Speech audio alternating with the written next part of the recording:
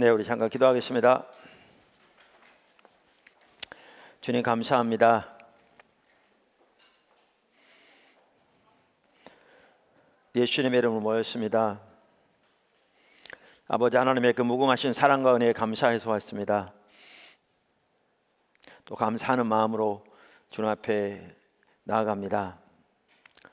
그동안 십자가 복음 이렇게 공부할 수 있도록 은혜 부어주시고 우리 하나님의 길을 보셔서 감사하고 이렇게 주님을 추구하면서 한 사람 한 사람에게 다양한 여러 가지 은혜를 주셔서 감사합니다. 주님이 우리의 삶을 더욱 통치하시며 다스리시고 주님의 사랑을 더욱 알게 하시며 주님을 더 알게 하시고 또 이 시대를 향한 열방을 향한 아버지 하나님의 마음을 더 알게 하시고 부으셔서 또 우리로 주님 계신 곳에 더욱 함께하는 삶을 통해 하나님을 더 경험하게 하시고 하나님 뜻이 이루어지는 삶을 그 축복을 허락해 주옵소서. 이것이 오늘 지금 한 분 한 분을 예수 이름으로 축복하고 포도나무교회를 예수 이름으로 축복합니다. 주님 감사합니다. 예수님의 이름으로 기도드렸습니다. 아멘.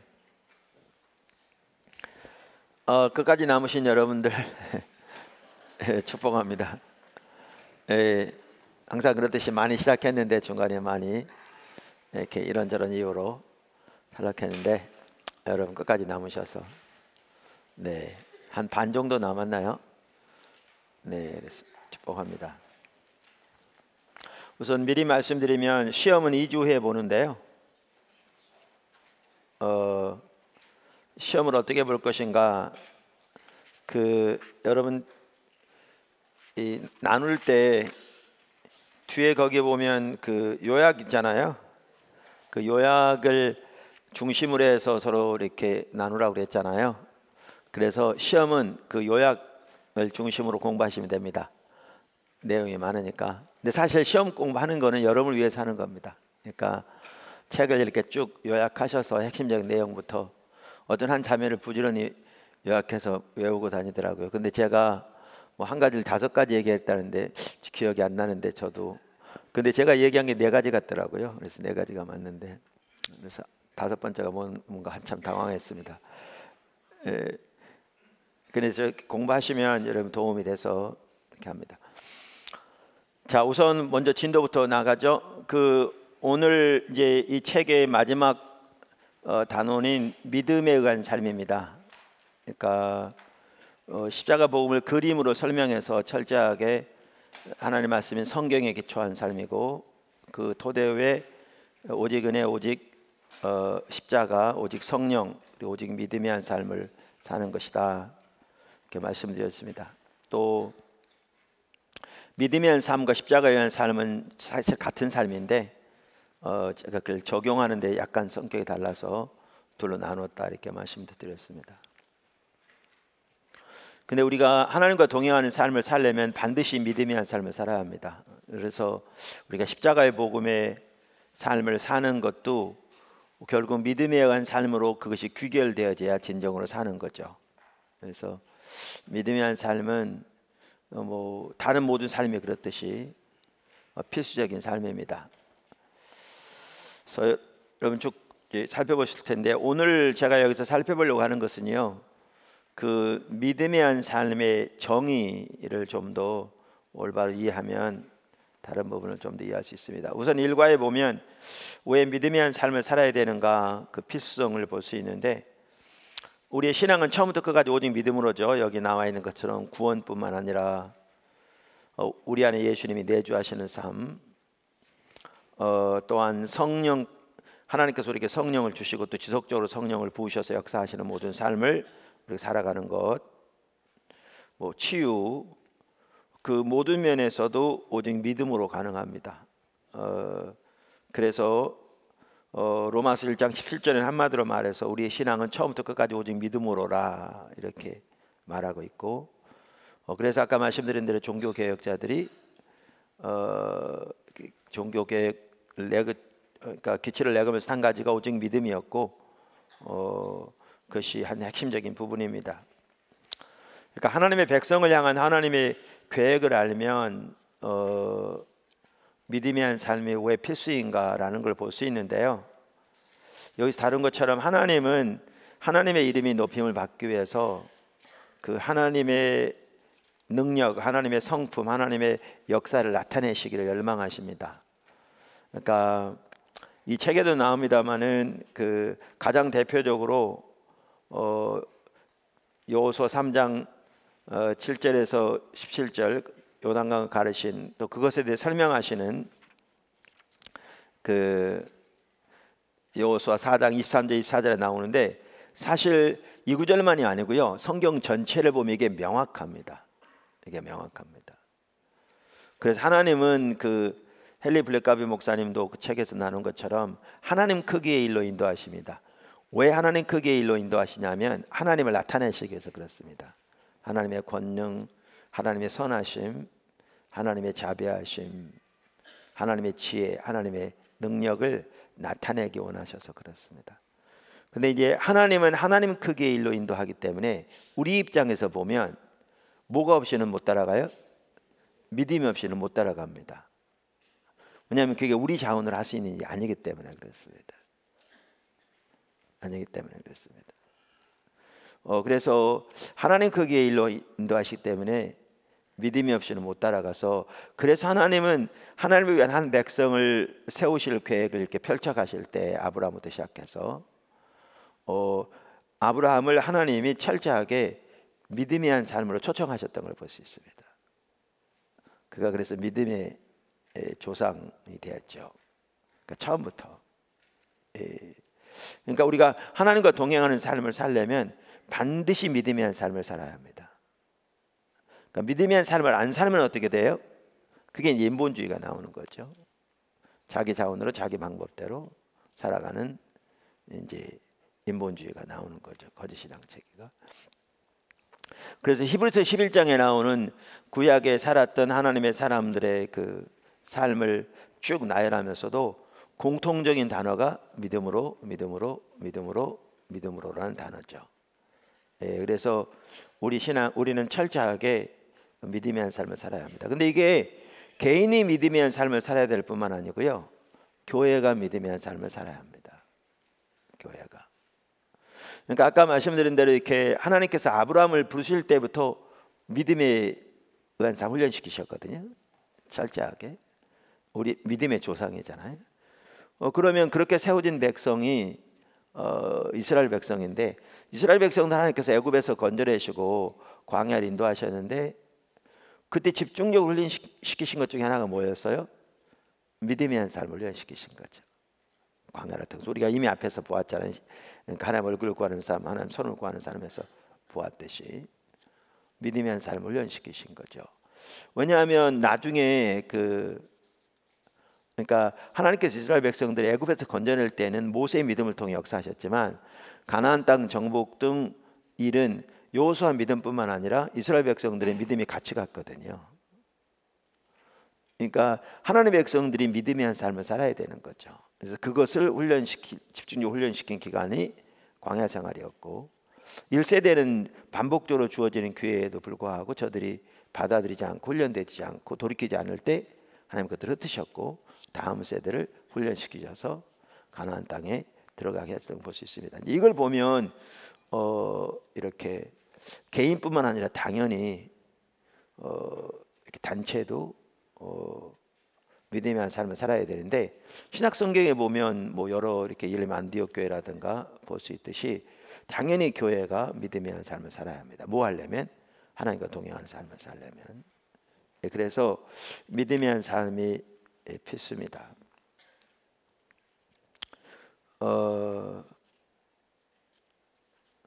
근데 이제 믿음의 한 삶을 살려면 이제 중요한 한 가지가 뭐냐하면, 믿음이 뭐냐라는 것을 올바로 이해해야 합니다.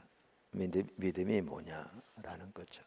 그러니까 오늘날은 사실 믿음이 한 삶, 이런 삶을 사는 경우가 거의 드뭅니다.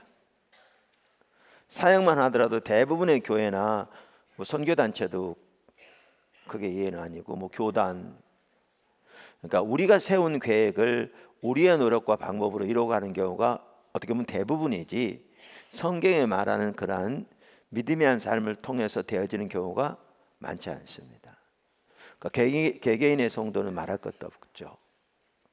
그러다 보니까 믿음의 삶을 실제로 살고 있지 않을 뿐만 아니라 많은 경우에는 믿음이 뭐냐라는 것에서부터 그 이해가 가려진 것 같습니다. 믿음이 뭐냐라는 것에서부터.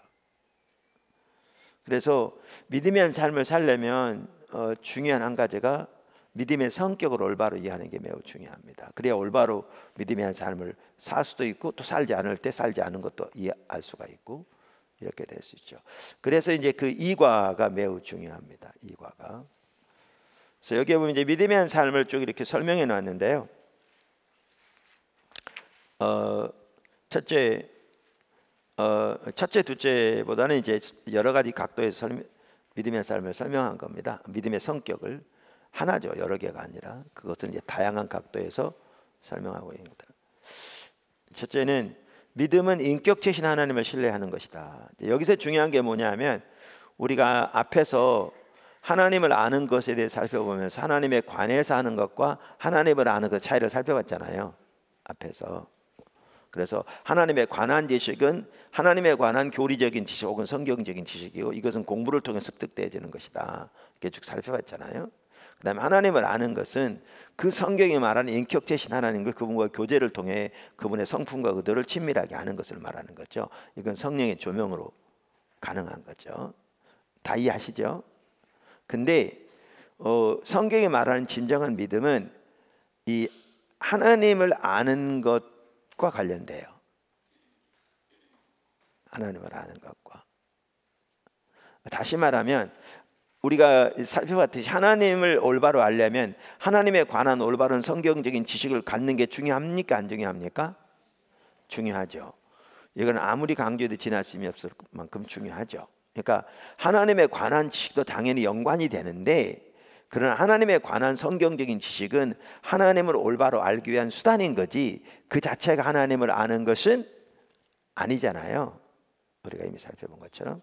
그래서 하나님에 관한 올바른 성경적인 지식은 있을지 몰라도 성경이 말하는 의미에서 그 인격체인 하나님과의 교제를 통해 그분의 성품과 의도를 친밀하게 아는 일이 없으면 그게 죽은 정통주의라고 표현하잖아요. 저런 걸 율법주의라고. 로이 존스 목사님이 죽은 정통주의라고 그러는데 제가 왜 이 얘기를 또 하느냐 하면 많은 사람들이 그 하나님을 아는 것에 있어서도 잘못 이해해서 오늘날 하나님에 관한 성경적인 지식을 하나님을 아는 것이라고 이해하는 경우가 너무너무 많습니다. 오늘날 정말 많습니다. 그러니까 그게 이제 죽은 정통주의라고 표현하는 너무나 팽배한 거죠. 그러다 보니까 어떤 일이 있냐면 믿음만 하더라도 어떤 믿음의 성격이 왜곡됐냐면 하나님에 관한 성경적인 지식을 올바로 믿으면 다시 말하는 걸 다른 말로 표현하면 지적으로 동의하면 그걸 믿음이라고 생각합니다. 그걸 믿음이라고. 그러니까 성경에 나오는 하나님에 관한 진리를 믿으면 이때 믿는다고 말할 때 그걸 좀 더 구체적으로 표현하면 지적으로 동의하면 그것을 믿음이라고 이해하는 거죠. 그러니까 이제 심각한 게 뭐냐 하면 올바른 믿음을 갖기 위해서 성경에 나오는 하나님에 관한 진리를 지적으로 동의하는 게 중요합니까? 안 중요합니까? 중요하죠. 아까 하나님에 관한 지식과 하나님의 아는 지식의 차이를 살펴볼 때도 이게 중요했듯이 중요한 수단이었지. 중요한데 그리고 그게 올바른 믿음을 갖기 위한 수단은 될 수 있는데 그 자체가 성경이 말하는 믿음은 아닌 거죠. 그러니까 성경이 말하는 믿음은 하나님에 관한 교리를 믿는 게 아니고요. 그 성경이 말하는 하나님을 신뢰하는 겁니다. 하나님을 신뢰하는 겁니다.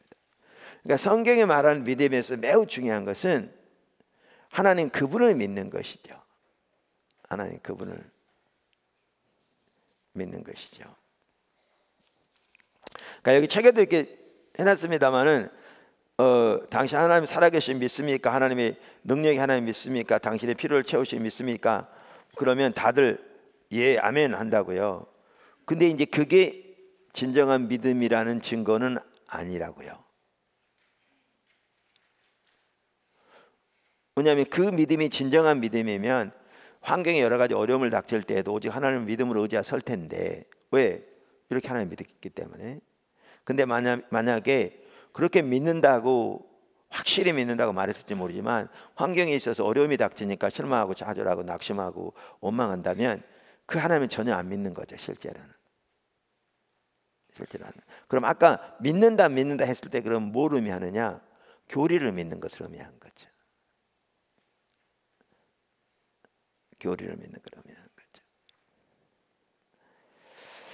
그래서 성경이 말하는 믿음은 하나님에 관한 지식을 지적으로 동의한 게 아니고 하나님 그분을 믿는 겁니다. 할렐루야. 그게 아주 중요한 차이입니다. 그래서 하나님에 관한 지식과 하나님을 아는 지식의 차이를 잘 이해하면 매우 중요하고요. 그래서 이 부분을 이제 좀 더 자세히 좀 설명하려면 그 다음 과 3과를 보면 좀 더 이해가 됩니다. 3과. 그러니까 성경에 보면 믿음의 법칙이 있습니다. 간단하지만 성경에 보면 그 법칙이 나온 게 아니라 성경 전체에 보면 이런 이제 법칙이 있는 걸 볼 수 있습니다. 간단하지만 매우 이렇게 한편으로는 중요한 법칙이죠. 그 뭐냐면 하나님을 아는 만큼 하나님을 믿을 수 있고 하나님을 믿는 만큼 하나님의 영광을 볼 수 있다. 그래서 여기 하나님을 안다 할 때 아까도 말씀드린 대로 하나님에 관한 지식은 당연히 중요하지만 수단이기 때문에 그걸 말하는 게 아니고 인격체신 하나님을 아는 것을 말합니다. 그래서 믿음은 하나님을 아는 만큼 하나님 믿을 수 있습니다. 그러면서 여기 나온 예가 이제 뭐냐면 아브라함의 예입니다. 우리 믿음의 조상 아브라함의 예. 그러니까 아브라함의 믿음에 대해서 잘 기록한 구절 중에 하나가 여기 보면 로마서 4장이거든요. 거기 보면 아브라함이 어떤 하나님을 믿었어요? 그가 믿은 하나님은 죽은 자를 살리시며, 그러니까 죽은 자를 살리시는 전능하신 하나님 믿었고요. 그 다음에 어떤 하나님 믿었어요? 없는 것을 있는 것으로 부르시는 하나님을 믿었어요. 그러니까 이 말은 뭐냐면 하나님 말씀하시면 반드시 이루실 것이기 때문에 지금 없는 것도 이미 있는 것처럼 부르시는 하나님이라 그 뜻이에요. 그러니까 다른 말로 하면 약속하신 것은 반드시 지키시는 신실하신 하나님임을 믿었다. 자, 그럼 아브라함이 하나님은 죽은 자를 살리시는 전능하신 하나님을 믿었고 하나님이 약속하신 것은 반드시 이루시는 신실하신 하나님을 믿었다 그랬는데, 그럼 여러분도 전능하신 하나님, 죽은 자를 살리시는, 또 약속하신 것은 반드시 이루시는 신실하신 하나님 믿으세요? 아멘? 믿으세요? 그러면 이제 우리는 당연히 그 하나님 믿는다 그러거든요. 그러면 저는 이렇게 말하죠. 그럼 여러분도 아브라함처럼 할 수 있으세요? 그렇게 말. 그러니까 무슨 말이냐면 아브라함은 이제 여기 성경에 보면 그가 이제 나이가 99세, 그때 사라 나이가 89세였나요?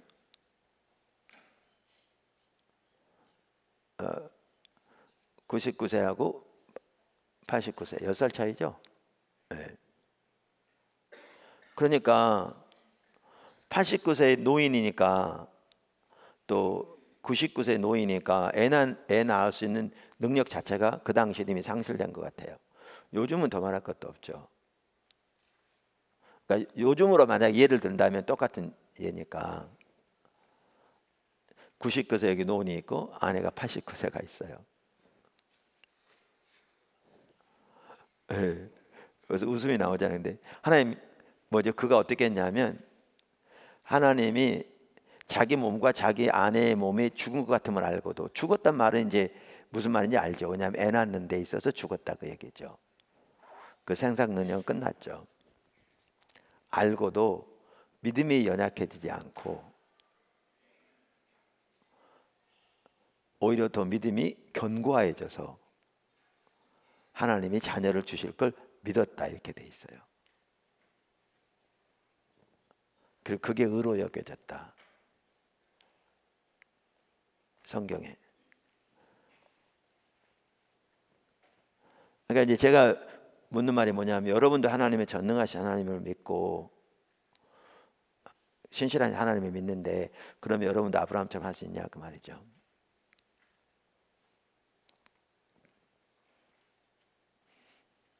이제 이것도 이건데요. 나중에 보면 이제 이삭이 태어나거든요. 하나님 역사하셔서. 근데 그가 언제 몇 살이 된지는 안 나와요. 근데 이제 모리아 산에 올라갈 때 그 아브라함이 그 제물을 드릴 때 쓸 장작을 이삭의 어깨에 메고 모리아 산에 올라가거든요. 그러니까 그걸 보면 뭐 7살, 8살은 아닌 것 같아요. 왜냐하면 그렇게 해서 올라갈 수가 없으니까. 그러니까 이제 그걸 추측해 보면 그가 이제 한 티네이저쯤 된 것 같아요. 왜냐하면 그래야 그 장작 더미를 쥐고 산에 올라갈 수 있을 거니까. 근데 그때 하나님이 아브라함에게 그 이삭을 번제로 드리라고 하거든요. 죽여서 각을 떠서 태워서 연기로 드리라고. 근데 성경에 보면 하나님 아브라함은 죽은 자를 살리신 하나님, 그 약속하신 것은 반드시 이루시는 신실하신 하나님을 믿었기 때문에, 그 하나님을 믿었기 때문에 그는 자기가 하나님 명령대로 순종해서 자가 되도록 태워서 연기로 제사를 드릴지라도 그 죄 가운데서라도 살리셔서, 하나님은 그런 하나님이니까 이루실 것을 신뢰하고 순종했다 이렇게 돼 있거든요. 그럼 우리도 그렇게 할 수 있냐 그 말이죠. 물론 하나님은 사람적이라고 안 그러죠. 요즘은 이제 예를 들면 비유적인 얘기죠.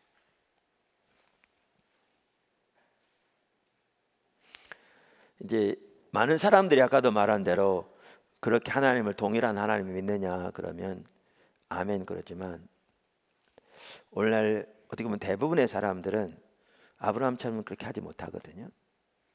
그러니까 이제 그렇게 이제 예를 들면 똑같은 일은 아니라도 못하거든요.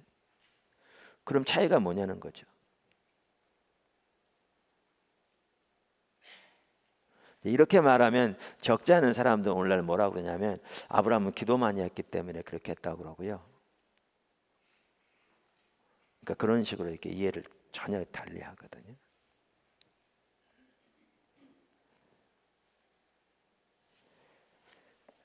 근데 이제 우리에서 여기서 이제 중요한 게 뭐냐 하면 그거예요.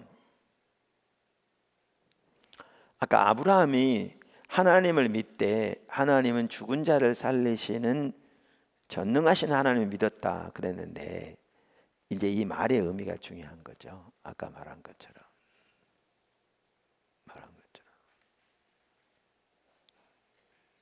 우선 먼저 설명을 드리면, 그럼 아브라함이 처음부터 이 믿음을 가졌나요? 아니요, 안 가졌어요. 뭘 보면 알 수 있냐면 아브라함이 처음부터 이 믿음을 가졌더라면 이스마엘은 태어나지도 않았어요.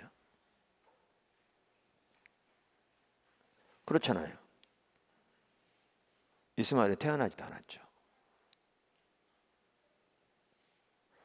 그러니까 아브라함이 처음부터 이 믿음을 가지고 있었던 것이 아닌 것을 명확하게 알 수 있어요. 그러면 성경은 혹은 아브라함이 그 믿음이 없었는데 있었다고 이렇게 미화시키는 건가요? 아니에요. 실제 그의 나이 99세 때는 이 믿음이 있었어요. 그리고 하나님은 그의 그 믿음의 기초에서 그렇게 역사하셨어요. 그러면 아브라함이 이 믿음을 갖는데 매우 중요한 요소가 뭐였느냐? 그게 창세기 17장에 나와요. 그게 창세기 17장 1절.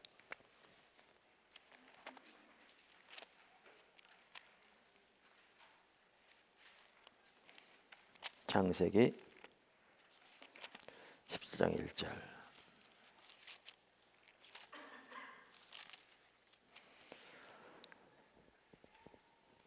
같이 한번 읽어볼까요? 아브라함이 99세 때에 여호와께서 아브라함에게 나타나서 그에게 이르시되 나는 전능한 하나님이라 너는 내 앞에 행하여 완전하라.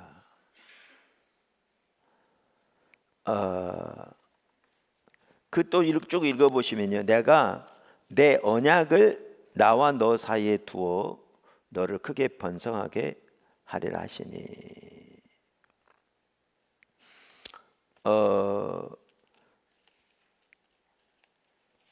4절 보라 내 언약이 너와 함께 있으니 너는 여러 민족의 아버지가 될지라. 이제 후로는 내 이름을 아브라함이라 하지 아니하고 아브라함이라 하리니 이는 내가 너를 여러 민족의 아버지가 되게 함이니라. 내가 너로 심히 번성하게 하리니 내가 네게서 민족들이 나게 하며 왕들이 네게로부터 나오리라. 내가 내 언약을 나와 너 및 내 자손 내 대대 후손 사이에 세워서 영원한 언약을 삼고 너와 내 후손의 하나님이 되리라.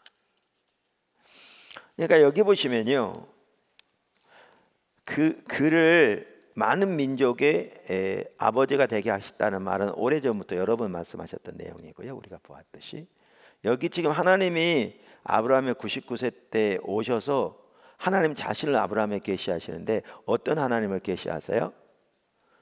전능하신 하나님을 계시하세요.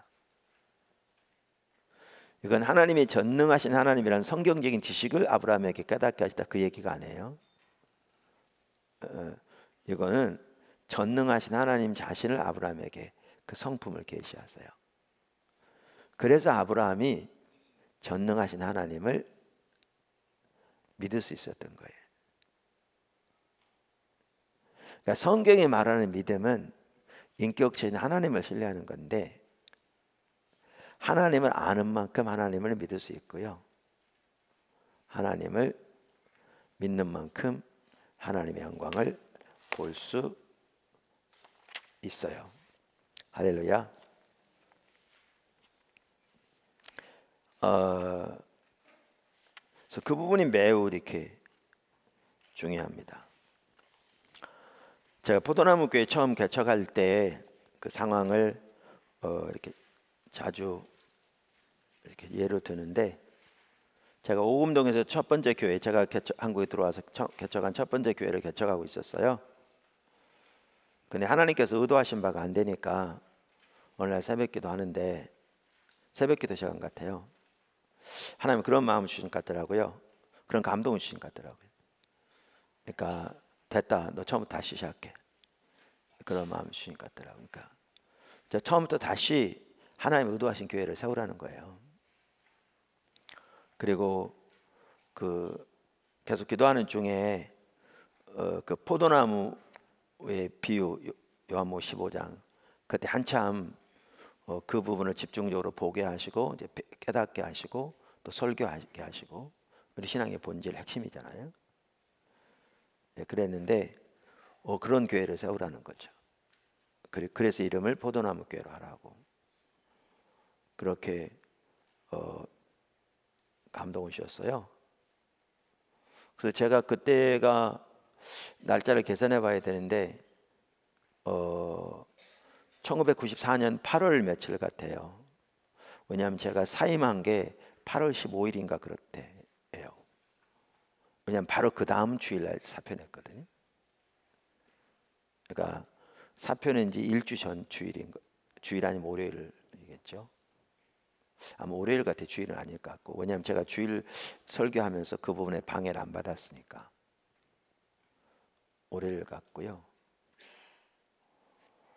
그래서 제가 그 월요일 날 하나님 분당에서 교회를 개척하고 나서 처음 와봤고, 그때 화요일 날 올림픽 공원에 있는 어떤 경기장에서 외국에 있는 부흥광사와 집회할 때가 화요일 날 거기 갔었고, 수요일 날 그 당시 청년들이 조금씩 모아지면서 교회가 이제 성장을 시작했거든요. 조금씩이라도 재정적으로 자립하고. 그래서 그 청년들 흩어지면 안 될 것 같아서 그 청년들을 불러 모아놓고 내가 교회를 사임하고 새로 시작하는데, 개척하는데 여러분 여기 잘 남아서 교회가 잘 세워지도록 힘쓰라 그렇게 부탁하고, 그리고 그 다음 주에 사표냈으니까 월요일 날 아침 새벽 같아요. 근데 뭐 이미 여러 번 말씀드렸듯이 그 당시에 제가 사례비를 100만 원씩 받고 있었거든요. 그럼 이달 사례비를 받아야 생활할 수 있죠. 우리 부부하고 아들 셋인데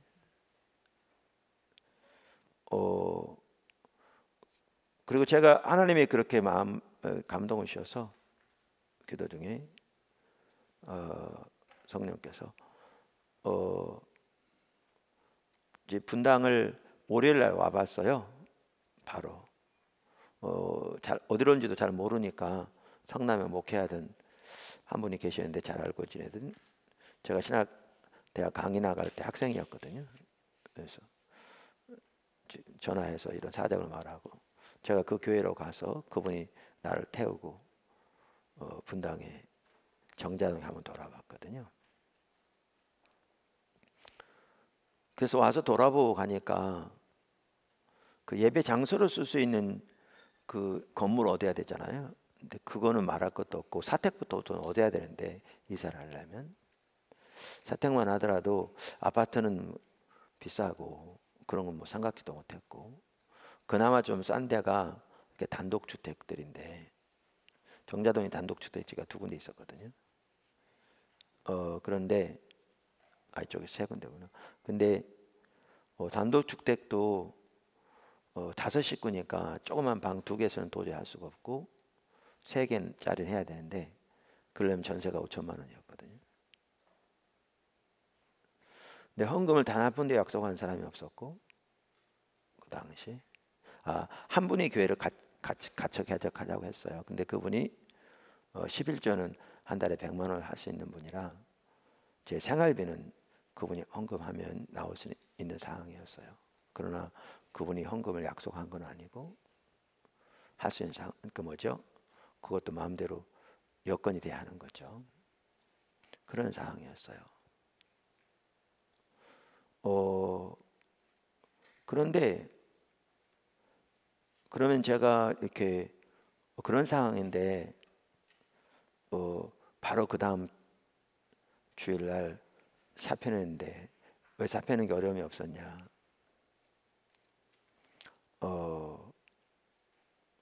그러니까 우리가 하나님을 아는 것을 살펴보면서 닥터 에이킨이 가끔 그런 얘기를 하잖아요. 영적인 참 하나님과 영적인 관계는 삶을 살아감으로 얻어진다. 하나님 아는 지식이 그렇게 표현하는데 하나님의 얼굴을 구하고 주님의 인도를 따라 살아가면서 하나님이 저에게 알게 하신 하나님은 그분이 말씀하신 것은 반드시 채우시는 하나님임을 알게 하셨어요. 성경에 보면 하나님이 그런 분이죠. 근데 제가 말하는 것은 단순한 성경적인 지식을 말하는 게 아니에요. 아까 아브라함에게 하나님이 어떤 하나님을 알게 하셨다고 한 것처럼. 그래서 저 같은 경우는 사표내는 게 전혀 어려움이 없었어요. 왜냐하면 그분이 말씀하신 것은 반드시 채우시는 분인데 그분이 말씀하셨기 때문에 그분이 채우실 것을 알았어요. 그러니까 머리로 아는 게 아니라 가슴으로 아는 거죠.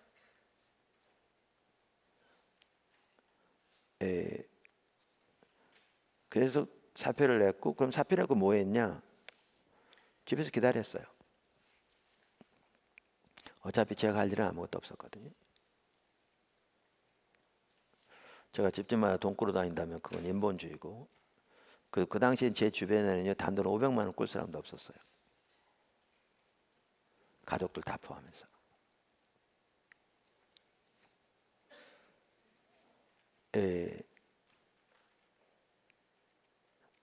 근데 그럼 왜 기다렸냐? 그분이 말씀드린 대로 말씀하셨기 때문에 그분은 말씀하신 것을 채우시는 분이기 때문에 그분이 채우실 걸 알았어요. 머리로 하는 게 아니라 가슴으로. 그러던 기다리고 있는데 제가 9월 30일 날 이사했다고 그러더라고요. 제 아내가 그러는데 그럼 8월 30일 날 계약했다는 얘기인데 제가 8월 15일쯤에 사표 냈으니까 한 2주 동안 기다렸네요. 집에서. 지금 돌이켜 보면 근데 한 2주쯤 지났을 때 한 번은 제가 평소 때 안 알고 지내던 치과 의사 선생님 한 분이, 그분은 제가 섬기던 교회 성도도 아니었는데 한 분이 저한테 식사하자고 그러더라고요. 같이. 제가 사표낸 거 알고 있었거든요. 그러면서 그분 가족, 우리 가족 같이 모여서 식사했는데, 물론 그분이 사줬죠. 식사했는데 식사 끝나고 나서 그분이 봉투 하나를 주면서 사택에 쓰시라고 그러더라고요. 그래서 나중에 열어보니까 그게 3천만 원이었어요. 그 당시 엄청 큰 돈이죠. 그래서 바로 그 다음 날짜로 분당에 가서 집을 계약했거든요. 그게 8월 30일이네요. 1994년.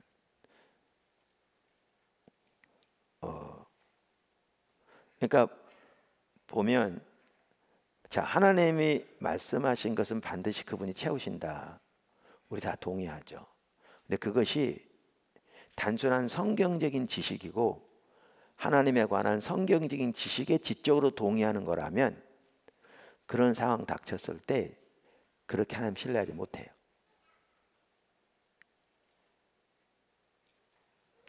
아까도 말한 대로 하나 우리의 필요를 채우시고 우리의 기도를 들으시고 전능하신 하나님이고 머리카락까지 세심 받으시고 우리의 모든 필요를 다 채우신 분이라고 확실히 믿는다고 말하면서도, 왜 적지 않은 사람들이 삶에서 필요가 생기면 하나님 믿음으로 의지하기보다 온갖 인간적인 방법과 수단을 하다가 안 되면 실망하고 낙심하고 원망하는가?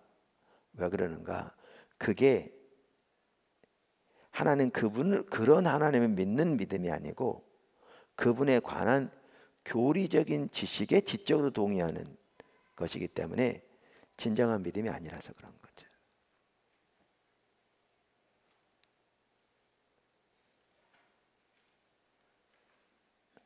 그래서 믿음의 삶을 사는 데 있어서 매우 중요한 한 가지는 뭐냐면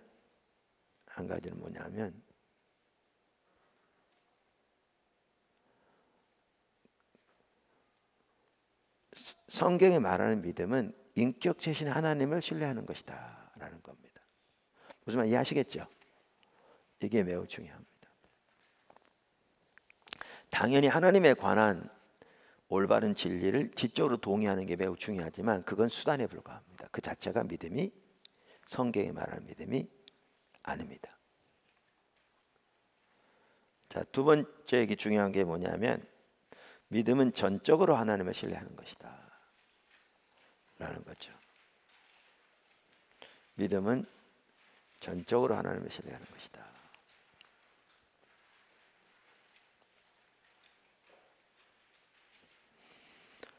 그러니까 이제 하나님을 믿는다는 말 속에는 그 말이 포함되어 있어요.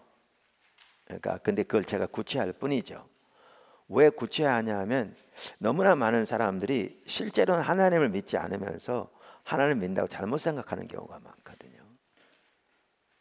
그러니까 하나님을 믿는다, 그 말은 하나님만 전적으로 신뢰한다, 그 뜻이에요. 바꿔 말하면 하나님도 믿고 다른 것도 믿으면 하나님 믿는 거예요? 아닌 거예요? 아닌 거예요. 아닌 거예요. 그러니까 여기 그 뒷장에 보면 헨리 블랙가비 목사님이 하나님을 경험하는 삶의 12단원에서 하나님과의 친밀한 사귐의 본질 네 가지를 제시하고 있잖아요. 잘 표현했거든요. 근데 제가 여기 이걸 나열하는 그 한 가지 이유가 뭐냐면 여기에 보면 이게 하나님과 친밀한 사귐의 본질의 핵심 정말 잘 정리해 놓은 거예요. 근데 이유한 게 뭐냐면 그 말의 성격을 잘 표현하고 있어요. 다시 말하면 우리가 하나님을 사랑하려면요, 우리의 전제를 다 걸고 사랑해야 진정으로 사랑하는 거예요. 그러니까 우리 하나님도 사랑하고 세상도 사랑하면 그게 영적인 간음이라고 성경이 말하죠. 우리가 세상에서도 아내도 사랑하고 다른 여자를 사랑하면 아내를 사랑한 게 아니죠. 그 다음에 하나님의 통치권에 순복하려면 온전히 순복해야 돼요. 그러니까 자기가 원하는 건 순복하고 자기가 원치 않은 건 순복하지 않으면 순복한 게 아니에요. 또 하나님 명령하실 때 내가 원하는 만큼만 순복하고 또 원하는 하나님 말씀하신 것 중에 원치 않은 부분은 순복하지 않고 부분적으로 순복하는 것은 순복하는 게 아니에요. 그래서 하나님께 순복하려면 온전히 순복해야 돼요. 하나님 의지하는 것도 마찬가지예요.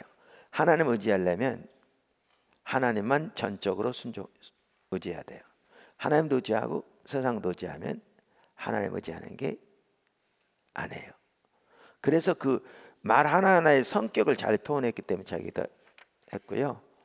그래서 믿음은 하나님을 전적으로 신뢰하는 겁니다. 그러니까 하나님을 신뢰한다 말 속에는 이게 포함되어 있는 겁니다.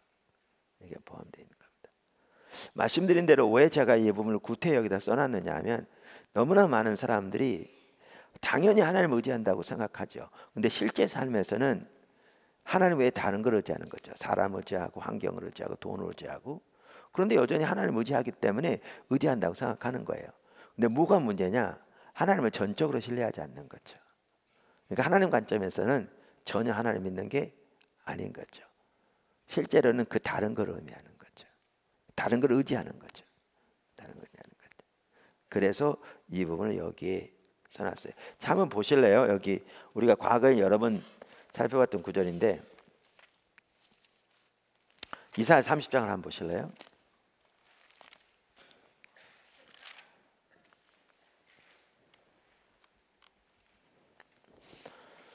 여러분 우선 이사야 시대 이스라엘 백성들은 우리가 여러 번 살펴봤죠. 물론 그 중에 일부를 여러 번 살펴봤는데 1장에서 보면 그들이 안식일, 월상 모든 대회와 절기를 철저히 지켰던 걸 여러 번 보았고 지난주에도 언급했고 또 그들이 하나님께 가장 살지고 좋은 짐승을 들이대 무수히 드렸고 그것도 성경에서 명령한 그러한 제물들을 수송아지, 어린 양, 순양, 순염소 등 또 하나님께 많이 기도했죠.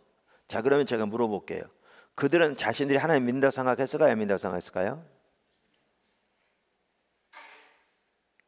아멘. 당연히 하나님 믿는다고 생각했겠죠. 본인들이 하나님 안 믿는다고 생각하면 이렇게 했을까요? 안 했겠죠. 자, 근데 자, 30장 보실래요? 여호와께서 이르시되 패역한 자식들은 화 있을진저 그들이 계교를 베푸나 나로 말미암지 아니하며 맹약을 맺으나 나의 영으로 말미암지 아니하고 죄의 죄를 더하도다.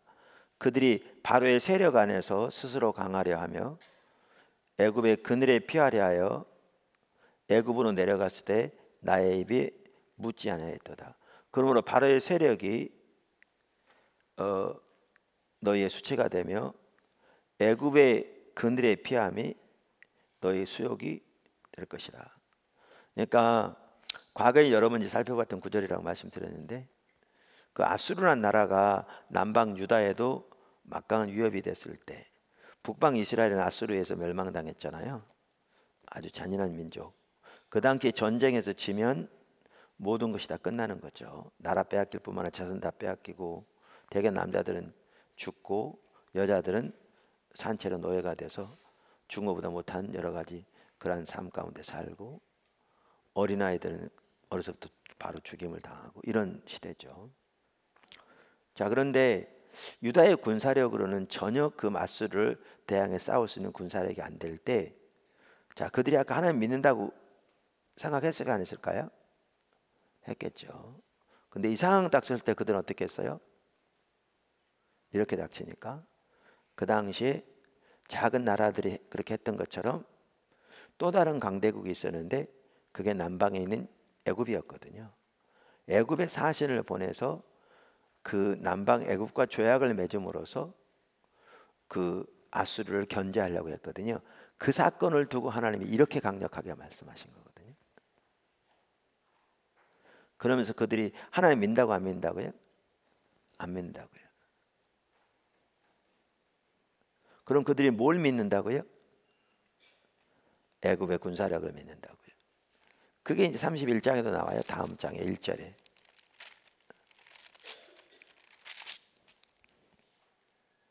도움을 구하러 애굽으로 내려가는 자들은 화 있을진저 그들이 말을 의지하며 병거의 많음과 마병의 심히 강함을 의지하고, 그러니까 애굽의 강한 군사력을 의지한다.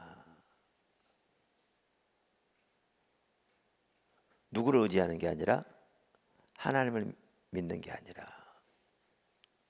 그러니까 그들은 하나님을 안 믿었어요. 여기에 보면. 근데 본인들은 하나님을 안 믿는다고 생각했을까요?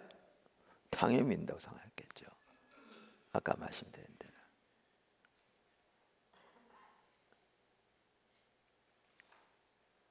근데 이제 여기서 잠깐 보면요, 이제 나온 김에 이 책에도 이제 이미 여러분 보셨을 텐데, 그러니까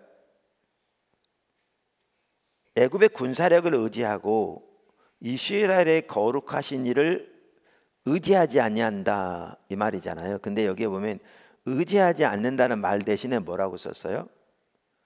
이스라엘의 거룩하신 이를 앙모하지 아니하고 여호와를 구하지 아니한다 이렇게 써 있어요. 그러니까 이게 이제 중요한 게 뭐냐면, 하나님을 믿는 것은 하나님 그분을 전적으로 신뢰하는 거예요. 그러니까 이게 환경이 좋을 때 하나님을 믿는 것만을 말하는 게 아니고요, 환경이 열악할 때도 하나님만 의지하는 것을 말하는 거예요. 자 보세요. 광야 생활하는 이스라엘 백성 우리가 앞에 살펴봤으니까, 그들이 믿음을 훈련시키기 위해서, 그 믿음을 시험하기 위해서 그들을 광야로 인도하셨는데, 제가 여러 번 나눈 것처럼 왜 그들을 광야로 인도하셨다고요? 우리가 하나님 믿는지 안 믿는지 언제 드러나냐 하면요, 하나님 외에 믿을 것이 없을 때 가봐야 하나님 믿는지 안 믿는지가 드러나요. 하나님 외에 의지할 것이 있을 때는요, 하나님 믿지 않으면서도 하나님 믿는다 생각해요. 실제로 믿는 것은 그 다른 것임에도 불구하고 당연히 하나님 믿는다고 생각한다니까. 아까 이사야서 1장에 나온 이스라엘 백성들이 그렇게 생각했을 것처럼. 근데 하나님 외에 의지할 것이 없는 곳에 가보면, 그러면 뭘 의지하는지가 드러나요. 아까 보세요. 이사야서 1장에 그들은 당연히 믿는다고 생각했겠죠. 근데 30장에 이상한 닥치니까 그들은 하나님 의지하고 서지 않았어요. 그들은 애굽의 군사력 의지하고 섰어요. 그게 인본주의고, 그게 세상을 의지하는 거죠. 그러니까 그걸 강력하게 하나님 말씀하시죠. 그래서 이스라엘 백성들만 하더라도 홍해 앞으로, 광야에서 전혀 먹을 것이 없는 것으로 인도하신 거잖아요. 왜? 거기 가야 진정으로 뭘 믿는가가 드러나거든요. 뭘 믿는가가. 근데 거기 가니까 이스라엘 백성들은 하나님 의지하지 않았죠. 제가 자주 말씀드린 것처럼 오늘날은 이스라엘 백성, 그러니까 광야 생활의 이스라엘 백성들이 처한 상태에 10분의 1, 100분의 1만 닥쳐도 저들처럼 더했으면 더했지 덜하지 않는 경우가 대부분의 성도들의 삶이에요. 근데 성도들은 대부분 하나님 믿는다고 생각해요. 왜? 하나님 믿으니까 교회도 나오고, 하나님 믿으니까 헌금도 드리고 그런다고 생각하는 거죠. 근데 실제 삶에서는 하나님 의지하는 게 아닌데, 하나님 의지하지 않으면서도 의지하지 않은 것 자체를 몰라요. 왜냐하면 믿을 구석이 있기 때문에, 혹은 믿는 구석이 있기 때문에.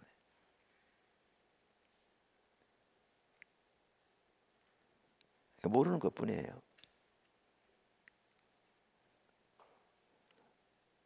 그러니까 하나님을 의지하려면, 그래서 하나님만 의지해야 돼요. 하나님을 전적으로 의지해야 돼. 다른 말로 하면. 근데 이렇게 하나님을 아는 만큼 하나님을 믿을 수 있거든요. 말씀드린 대로. 그러니까 하나님을 믿는 데서 매우 중요한 게 뭐냐 하면 하나님의 얼굴을 구하는 거예요. 그걸 다른 말로 하면 하나님 찾는 거죠. 그러니까 이스라엘 시대만 하더라도 저들이 애굽의 군사력을 의지했지 나를 의지하지 않았다 그러면서 강력하게 책망하시는데, 나를 의지하지 않았다는 말 대신에 뭐라고 말씀하시냐면 나를 구하지 않았다, 나를 찾지 않았다 이렇게 표현해요. 둘이 밀접한 관계가 있거든요. 그러니까 실제로 하나님을 찾지 않으면 하나님을 믿을 수 없어요. 왜냐하면 하나님을 알아야 믿을 수 있는데 하나님을 찾지 않고 하나님을 깊이 알 수 없거든요. 깊이 알 수 없거든요. 네, 그래서 하나님을 믿는 것은 인격체신 하나님을 믿는 건데, 신뢰하는 건데, 인격체신 하나님을 신뢰한다는 말은 그걸 바꿔 말하면 그분을 전적으로 신뢰하는 걸 말해요.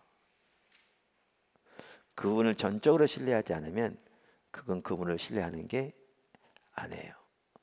근데 오늘날은 이런 부분이 가려져 있기 때문에 광야에서 이스라엘 백성들이나 아까 이사야 시대 그들을 이런 경우는 우리는 상상조차 못하죠. 왜냐하면 이런 거는 우리는 그냥 당연히 그렇게 하는 게 당연하다 생각해. 오늘날 그 상황 닥쳤는데 그럼 어떻게 하란 말이냐, 뭐 이런 식이죠. 그 당시 그들도 그랬겠죠. 하나님이 이토록 강력하게 책망하시는데, 그리고 실제로 애굽이 나중에 도움이 되지 못했어요. 도움이 되지 못했어요.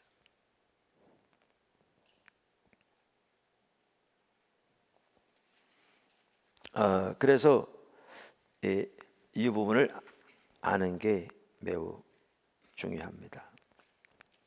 그래서 제가 이 부분을 나눌 때마다 이렇게 그 예를, 여기 써 있는 예를 많이 들어요. 왜냐하면 그걸 선명히 보여주는 한 가지 예거든요. 예를. 그러니까 포도나무 교회 초기에 2년째 되는 교회가 없어질 뻔했다고 가끔 얘기 드리잖아요. 그러니까 뭐부터 시작됐냐면요. 제가 아까 말씀드릴 때 처음에 같이 시작하는 부부가 있었다고 그랬죠. 그분들이 11조로 그 당시에 100만 원씩했기 때문에 제 사례비는 이제 나올 수 있는 그런 상황이었다, 이렇게 말씀드렸어요. 그분이 처음부터 교회를 같이 시작했거든요. 그 부부가. 그 당시 11조가 매우 100만 원이 엄청 많았죠. 그 당시 벌써 20몇 년 전인데.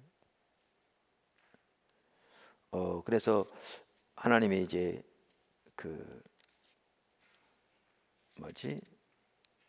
사택을 이사 오게 하셔서 이제 가정에서 그 부부와 우리 부부 처음에 이제 가정에서 주일날 낮에 예배 드림으로 이제 준비를 시작한 거죠. 나중에 이제 저희 가족들이 더해졌고요. 그 가정 예배 때 그랬는데, 그 2년째 되는 애 한 번은 그분이 저한테 좀 상담하자고 그러더라고요. 근데 와서 뭐라고 그러냐면, 목사님 저 이 교회 떠날지 몰라요, 그러시더라고요. 제가 가끔 우스갯소리 하잖아요. 이게 우스갯소리는 아닌데, 저는 여태까지 성도들이 상담하자 그럴 때 대부분은 교회 떠난다는 얘기했어요. 그래서 지금도 상담하자 그러면 꼭 물어봐요. 뭐 때문에 상담하려고 그래요. 상처가 있는지. 그런데 그분이 이 교회 떠날지 몰라요 그러는데, 그 얘기를 듣자마자 제 마음속에 무슨 생각이 딱 드냐 하면, 그런 교회는 어떡하지? 이 염려가 딱 드는 거예요. 왜냐하면 그 당시 교회가 한 달에 재정 적자가 한 350만 원씩 났거든요. 그러니까 월세가 250만 원이고 일반 재정도 한 100만 원씩 모자라는, 월세는 못 갚으면 이제 보증금에서 까지는 거죠. 그런 상황인데 그분이 한 달에 11조를 100만 원씩 했고, 또 교회가 처음 세워질 때 한 2억 원 가까운 돈이 들어간 것 같아요. 보증금에다가 또 인테리어 여러 가지 하는데, 근데 거의 대부분은 그분을 통해 채우신 거였거든요. 처음에 하나님이 아까도 말씀드린 대로 채우신 것은 그 어떤 의사 선생님을 통해 채우셨지만, 근데 그분이 이 교회 떠날지 몰라요 그러니까 제 마음속에 그 얘기 듣자마자 그 염려가 든 거예요. 근데 그 염려가 딱 들자마자 주님이 뭐를 또렷이 보이시냐면, 제가 하나님을 의지한 게 아니라 그분을 의지한 걸 보이시더라고요.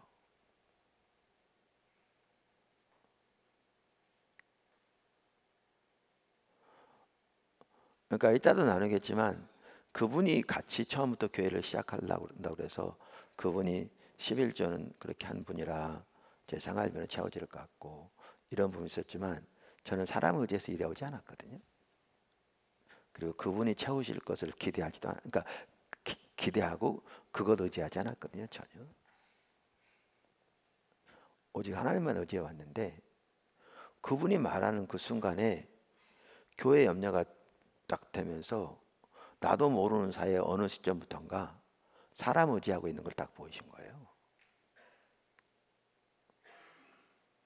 왜냐하면 제가 하나님만 의지했다면 그 당시에 하나님이 지금 교회를 떠나시겠다는 것도 아닌데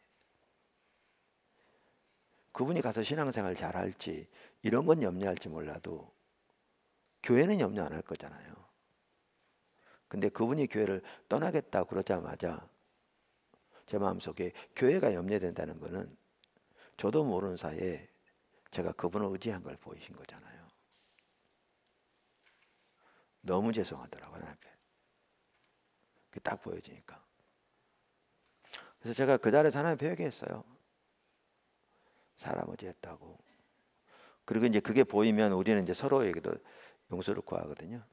그래서 그분한테도 용서를 구했어요. 죄송하다고 제가 이렇게 사람 의지 안 같다고 그랬던 것 같아요. 제 기억에 분명히. 근데 이제 거기서 문제가 끝난 게 아니고요. 확대되기 시작했어요. 그때부터 계셨던 성도도 여기 한 분 계신데 성도들이 모여서 특별히 중직자들 중심으로 모여서 따로 뭐 이렇게 저를 비방하고 교회를 비방하고 주로 저를 비방하는 거죠. 온갖 욕설을 다 퍼붓고 제 아내에게 전화해가 제가 거짓 선지자니 뭐니 완전히 막 퍼붓고 제가 그 소리 안 들어서 다행이지. 왜냐하면 제가 들었으면 소화하기 되게 힘들었을 텐데 제 아내는 은혜를 주셔서 그 엄청난 욕을 듣고도 잘 견디고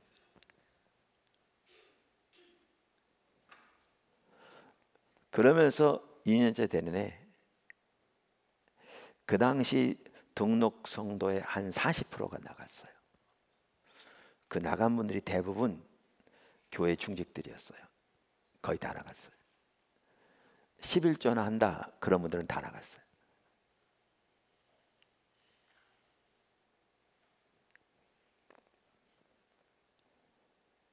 그분들이 나가면서 이제 하는 얘기가 뭐였냐면 처음에 그 보증금이 7천만 원에 월세가 250만 원이었는데 한 1년 남짓 지나면서 보증금을 8달 죄송합니다. 월세를 8달 정도는 못 낸 것 같아요. 그러니까 250만 원 곱하기 8 하면 2천만 원. 그래서 보증금이 5천만 원 정도 남아 있었어요. 7천만 원에서. 근데 그분들이 한 11조만 해도 합해놓으면 200만 원이 넘었으니까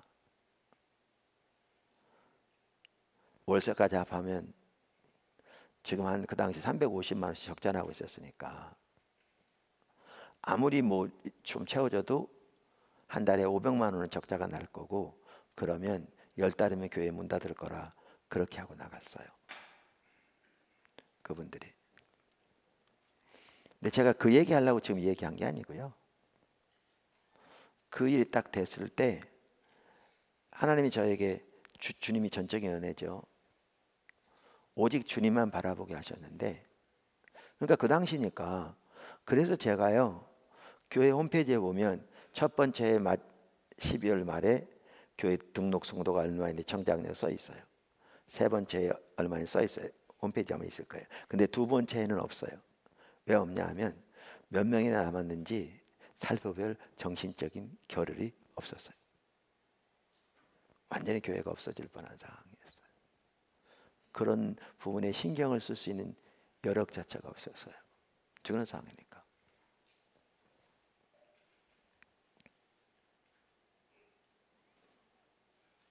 근데 하나님께 저에게 은혜를 주신 게 사방에 커튼 내리는 거죠. 누구도 바라보지 않고 누구도 의지하지 않아요. 그리고 주님만 바라보게 하셨어요. 믿음은 하나님만 전적으로 의지하는 거예요. 그게 믿음이에요. 하나님도 의지하고 환경도 의지하고 사람 의지하면 그게 믿음이 아니에요. 그 하나님 믿는 믿음이 아니에요.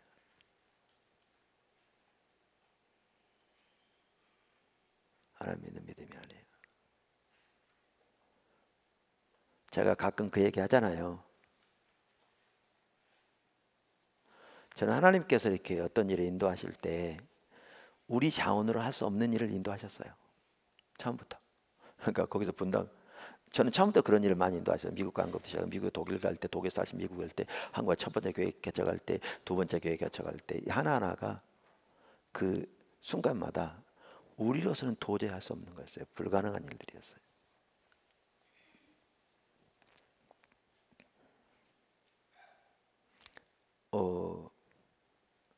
그랬는데 교회를 개척하고 하나님이 어떤 일을 인도하실 때 우리 자원으로는 도저히 할 수 없는 거였는데 그때마다 가끔 어떤 일이 있었냐면요.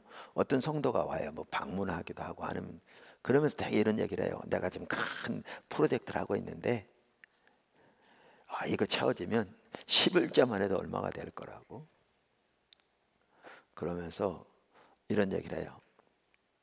근데 그리고 얼마를 헌금하겠다고 이렇게 약속하기도 하고. 그러면 저는 그렇게 누가 말하면 어떻게 받아들이냐면 이렇게 받아들여요. 하나님이 지금 인도하셔서 환경적으로 완전히 불가능한데 근데 이게 하나님의 뜻인 걸 확인시켜 주시는구나. 이 정도로 받아들여요. 그 다음에는 전혀 그분 의지하잖아요. 실제로 그렇게 말했다가 약속한 대로 헌금한 사람은요 거의 없어요. 아마 그분 중에 상당수는 사기꾼들이었을 거예요.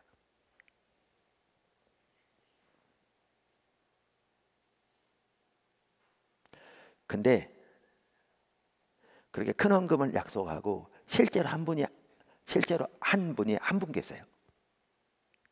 많은 분들이 헌금을 했죠. 제 얘기는 그런 일을 하겠다고 약속해 놓고 큰 헌금을 하겠다고 약속해 놓고 실제로 한 분이 계세요. 실제로 한 분은. 다른 분들은 뭐 말만 많이 했지 그거는 거의 막 그렇게 뭐 했고. 근데 저는 사람 의지하지 않는데 한 분 계신데 근데 그분이 100% 다 한 건 아니었어요. 많은 헌금을 했는데 그분이 약속한 금액을 다 하진 않았어요. 근데 제가 하루는 앞에서 예배를 인도하였다가 그분이 교회에 왔는지 찾고 있더라고요.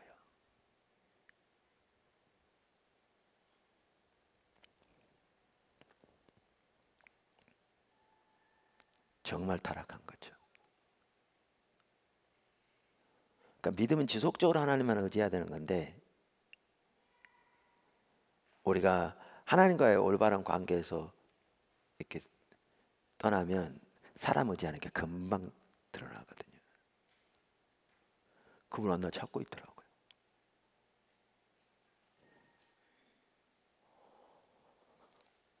그래서 제가 하나님 앞에 회개했어요. 정말 얼마나 하나님 앞에 죄송해요. 사람 의지한다는 게. 그리고 불신인데.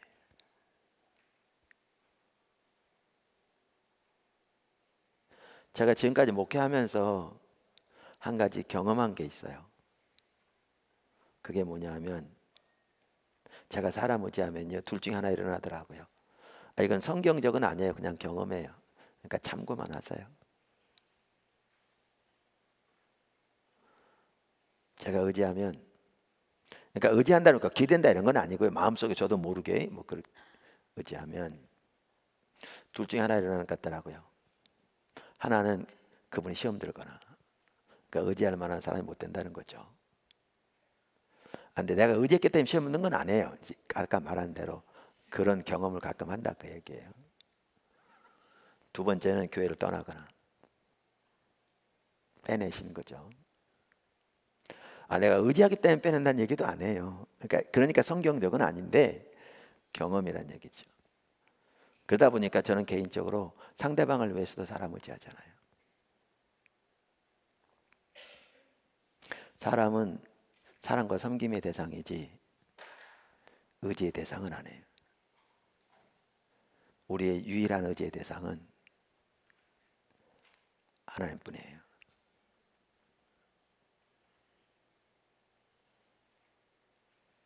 하나님뿐이에요.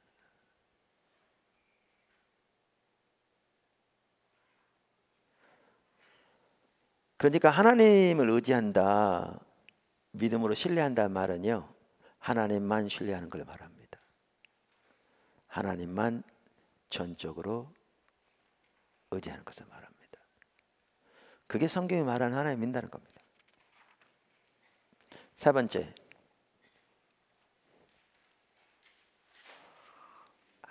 믿음은 매번 새롭게 하나님, 그러니까 죄송합니다. 믿음은 하나님께 모든 걸 거는 것입니다. 그러니까 하나님을 전적으로 신뢰한다, 그 말을 다른 말로 표현하면요, 하나님께 모든 것을 거는 것입니다.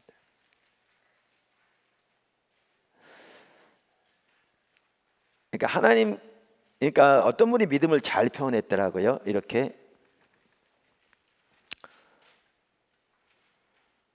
그분은 여기 뭐지? 몇 메타인지 이게 좀 헷갈리는데, 제가 듣기로는 12m의 다이빙대에서 뛰어내린 것과 같다, 믿음은. 근데 제가 찾아보니까, 여기 인터넷 검색해 보니까, 제가 틀리면 얘기해 주세요. 제일 높은 다이빙대는, 경기에 쓰는 다이빙대는 10m래요. 어찌됐든 간에 제일 높은 다이빙대에서 뛰어내는 것 같다. 근데 문제는 물이 없는 거죠. 하나님 뭐라고 하시냐면, 뛰어내려 내가 채워줄게. 그때 하나님만을 믿음으로 의지하고 신뢰하고 뛰어내린 것 같다. 이게 믿음이다. 성경에 나오는 게 다 그런 거였거든요. 히브리서 11장 보세요. 잘 표현한 거죠, 믿음을. 그래서 믿음은 가장 높은 다이빙대에서 뛰어내는 것 같다. 문제는 믿음이 없는 거죠. 물이 없는 거죠. 그러니까 하나님께 모든 걸 거는 게 믿음이에요. 그게 이제 하나님 전적으로 신뢰한단 말은. 그러니까 기생 라합의 경우에 그걸 볼 수 있거든요. 우리가 여기서 본 것처럼 믿음은 들음에서 나고, 들음은 하나님의 말씀으로 말미암는데, 하나님께서 애굽에서 이스라엘 백성들을 위해서, 그 다음에 아모르 사람 두 왕에게 어떻게 행하는 것을 들은 것은요, 라합뿐만 아니라 그 당시 여리고 성에 살던 모든 사람이 다 들었고요. 그럼 다 듣때 라합만 그 사실을 믿은 게 아니라 여리고 성에 살던 모든 사람들이 다 듣고 얼마큼 확실하게 믿었든지 간담이 녹을 만큼, 기절할 만큼 확실하게 믿었거든요, 그 사실을. 근데 그들이 믿음으로 구원받은 자들이 아니었거든요. 그럼 라합은 뭐 했느냐? 하나님의 그 행하심 보고 하나님께 자신의 모든 걸 걸고 신뢰한 거죠. 그게 라합이 구원받은 믿음이죠. 그러니까 믿음은 하나님께 모든 걸 거는 겁니다. 사실 구원받은 믿음도 뭐예요? 우리 위해 십자가에 못 박아 돌아가신 하나님의 아들 예수님을 발견하고, 그 예수님을 우리의 모든 것으로 신뢰하고 우리의 삶을 그분께 온전히 의탁하는 게, 그게 구원받는 믿음이에요. 예수님에 관한 몇 가지 교리를 믿는 게 구원받은 믿음 아닙니다. 구원받은 믿음은 우리의 모든 것을 주님께 거는 겁니다.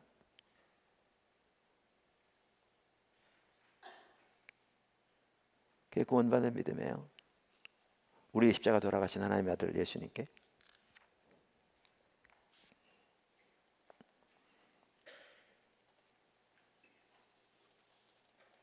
그러니까 아까 제가 말씀드린 처음 교회를 개척할 때라든가, 아까 여기 누구 보십시오, 이사야서 30장이라든가 보시면, 믿음은 하나님께 우리의 모든 것으로 하나님께 거는 겁니다. 그래서 여기 중요한 게 뭐냐면요, 하나는 하나님을 알아야 합니다. 하나님 알아야 걸 수 있습니다. 하나님 아는 만큼 있어요. 또 하나 중요한 게 뭐냐면, 이건 이 책의 4장에 나오지만, 하나님의 행하심을 잘 보아야 합니다. 하나님의 행하심을 보아야 합니다.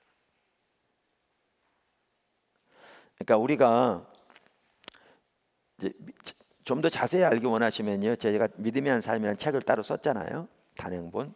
그거 보시면 좀 더 도움이 됩니다. 왜냐하면 좀 더 믿음이 한 삶을 사는 데 도움이 되기 위해서 제가 책을 썼습니다. 그 책을 이렇게 영어로 번역됐는데 그거를 이 교정을 이 누구죠? 영국에서 했는데 그 책을 번역한 영국 분이 이제 번역이 아니라 교정한 영국 분이 그 책을 읽으면서 근본적으로 삶이 변했다고 나한테 전해달라고 그랬다고 그러더라고요. 그리고 나중에 얘기 들으니까 그분 신학교 갔다고 그러더라고요. 그래서 이 책들이 그 선교사님은 서구인들에게도 통하는구나 그걸 느꼈다고. 하나님 진리는 당연히 서구인이건 누구든 다 통하죠. 근데 그 믿음을 많은 사람들이 잘못 이해하는 것 중에 하나가 아까 말한 대로 하나님에 관한 교리를 지적으로 동의하면 그걸 믿음이라고 잘못 이해하고요. 또 적지 않은 사람들은 하나님과 다른 것을 동시에 신뢰하고 실제로 그 하나님 앞에서는 다른 걸 의지하는데 자기는 하나님 믿는다고 생각하니까 자기는 믿음이 있다고 생각하는, 하나님 전적으로 신뢰하지 않는 이런 경우도 적지 않고요. 또 하나는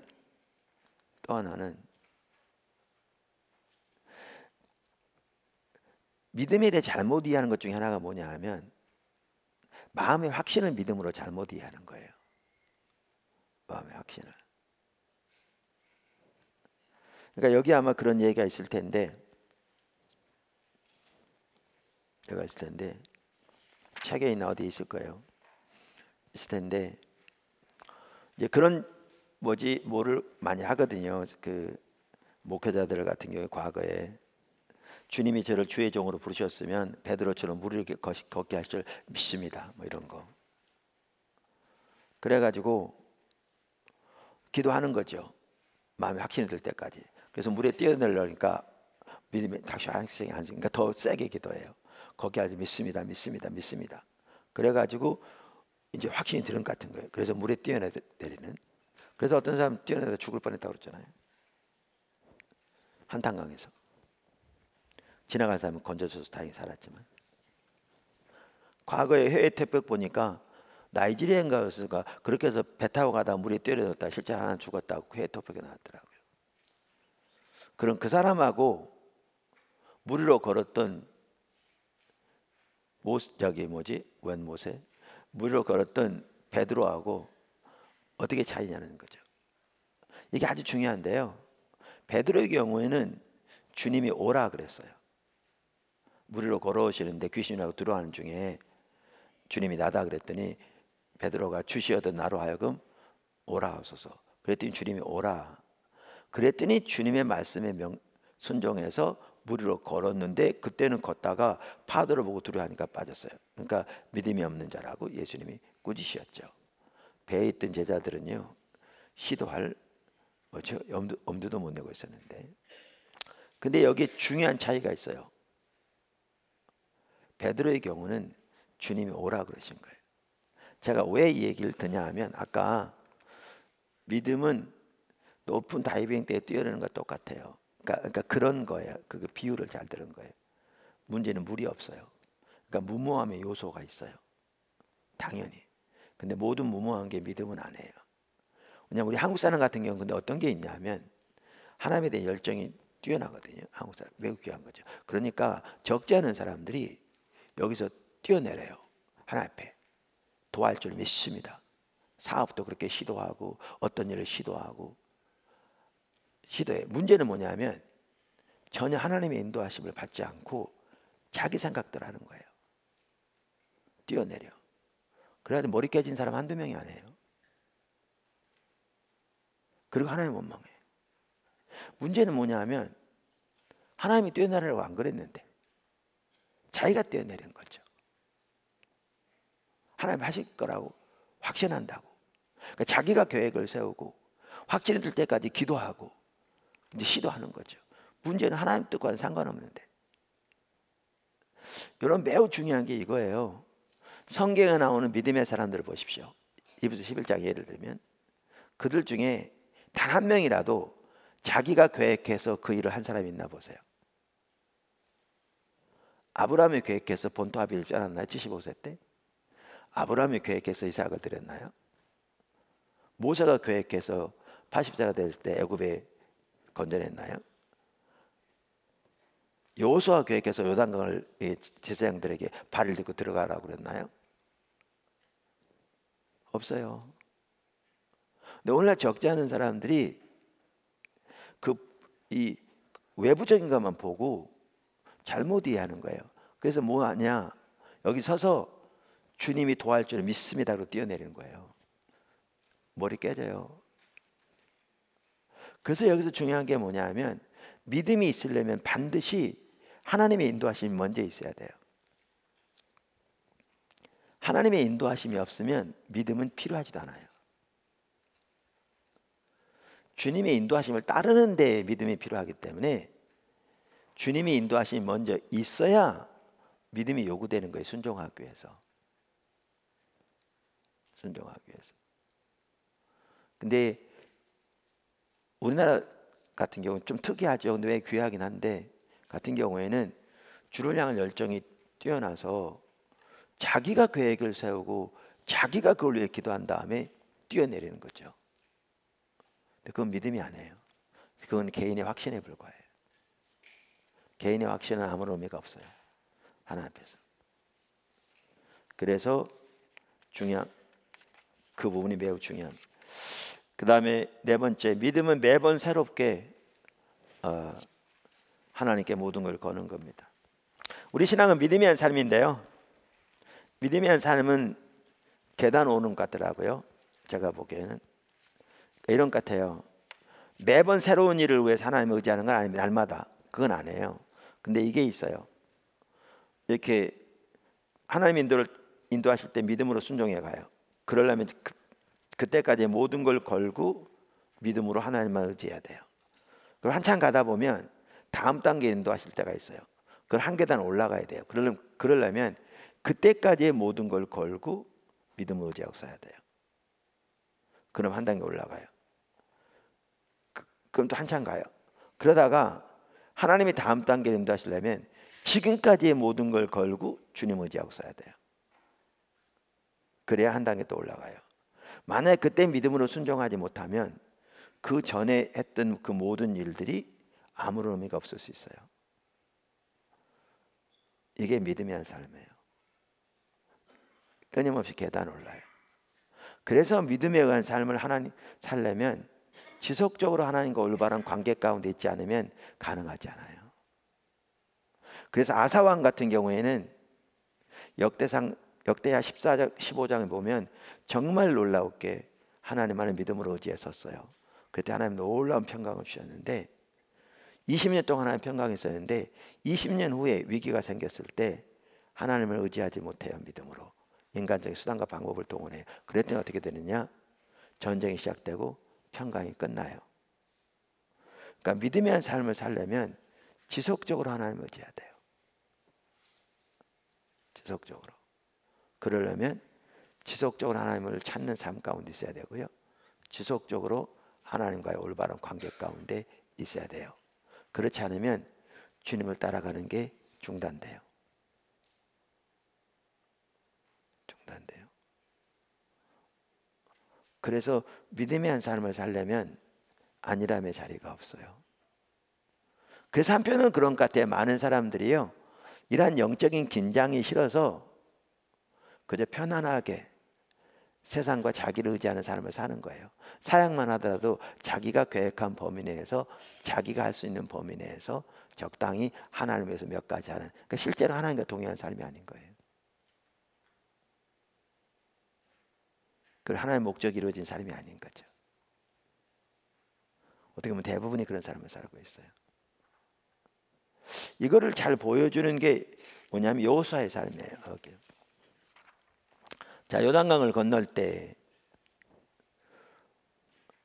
그 흘러넘치는 강에 제사장들하고 언약궤를 메고 강물에 딛고 서라. 이건 여호수아 믿음뿐만 아니라 제사장들의 믿음, 전적으로 하나님을 신뢰하는 게 필요했죠.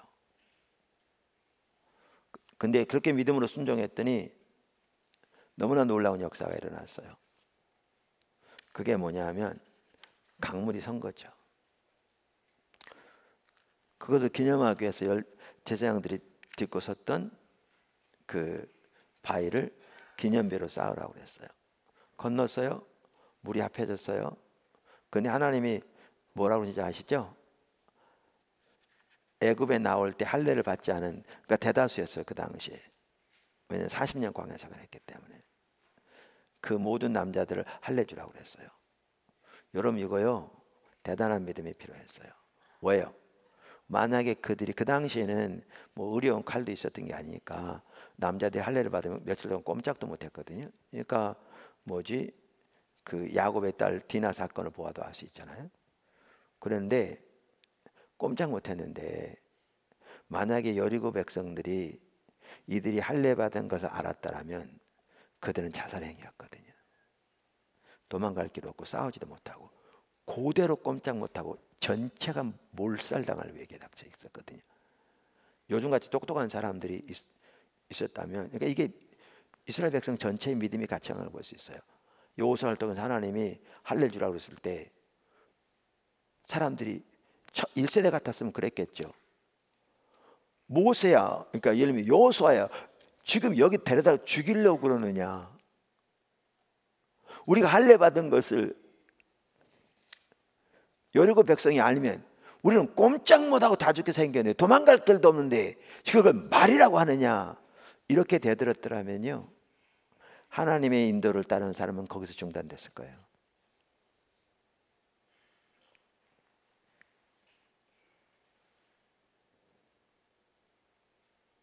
중단됐죠.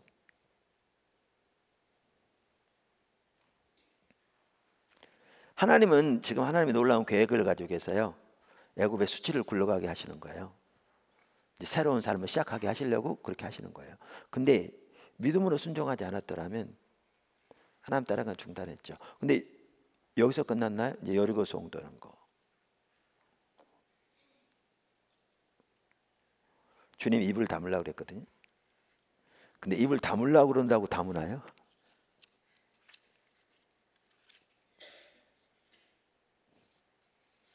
제가 포도나무교회 초기에 있었던 문제를 아까 잠깐 나눴는데 그 가장 근본적인 문제가 뭐냐면 언어의 문제였거든요. 자, 자기가 보는 관점에서 판단하는 거예요.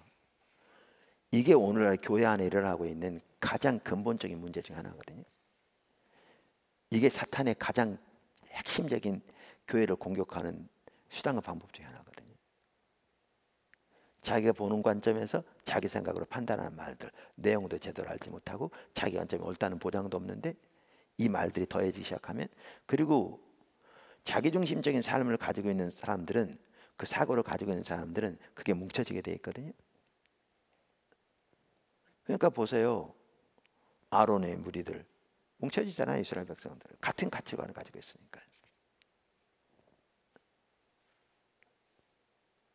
그랬거든요.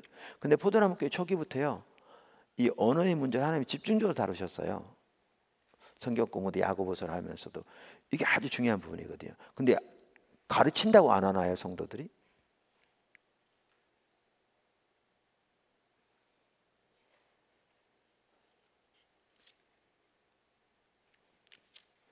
근데 여리고성을 돌 때는 그들이 믿음으로 하나님을 의지하는 그 삶이 되니까 순종하는 거잖아요.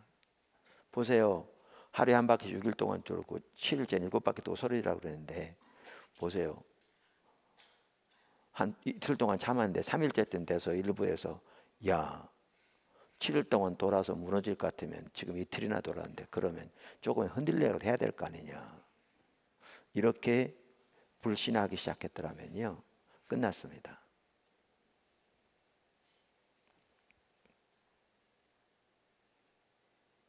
그러니까 믿음의 삶을 살려면 매번 새롭게 그때까지의 모든 걸 걸고 주님 의지해야 합니다. 이게 믿음의 삶의 핵심입니다.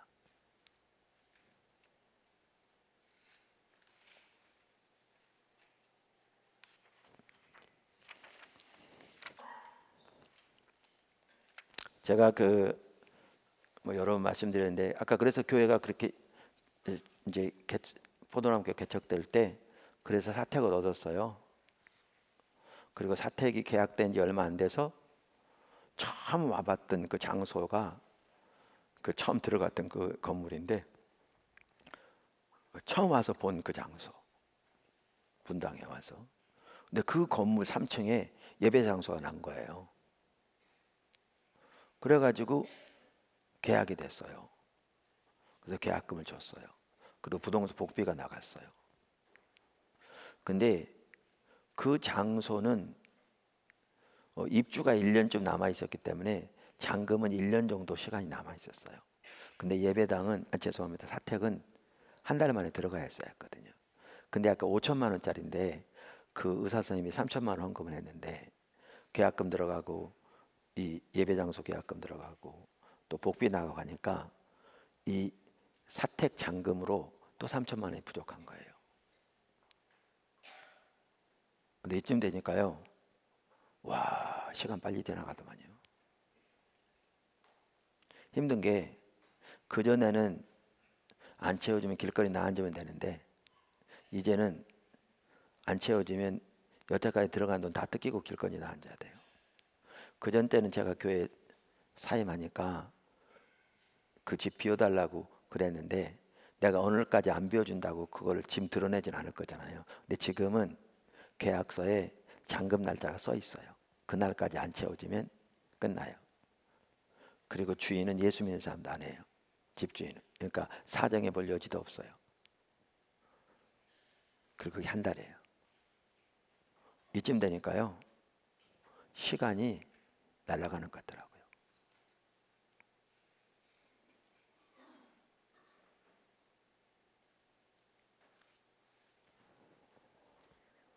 근데 25일쯤 됐는데 이쯤 되니까 무슨 생각이 드냐면 그 제가 처음 교회에 있을 때 우리 가족들에게 잘해준 분이 계셨는데 그분에게 3천만 원만 좀 꿔달라고 그럴까 이 생각이 드는 거예요. 이쯤 되니까. 근데 그 생각이 들자마자 무슨 생각이 떠오르냐면 아까 나눈 것처럼 하나님이 그 당시 한참 그 요한복음 15장의 포도나무 비유처럼 그 신앙의 본질을 집중적으로 깨닫게 하시고 설교하게 하시면서 그런 교회를 세우라고 다시 시작하라고 그래서 이름을 포도나무 교회로 하라고 그러셨는데 그분한테 3천만 원만 좀 꿔주세요 그러면 제가 지금까지 설교한 모든 것들을 딱 취소하는 셈이 되더라고요. 다른 사람한테는 몰라도 그분한테는 최소한. 그래서 내가 설교한 게 믿을 만한 게 못 되니 믿지 말고 돈 꿔주세요 이거밖에 안 되더라고요. 그걸 다 상관하게 하시는 거예요. 그렇게는 못 하겠더라고요. 제가 그렇게 안 하리라 그런 마음 먹었어요. 근데 그렇게 안 하리라 마음을 먹었더니 희한한 일이 발생했어요. 그렇게 빨리 지나가던 시간이 그렇게 안 가기 시작하더라고요. 어차피 때가 되면 하나님 하실 텐데.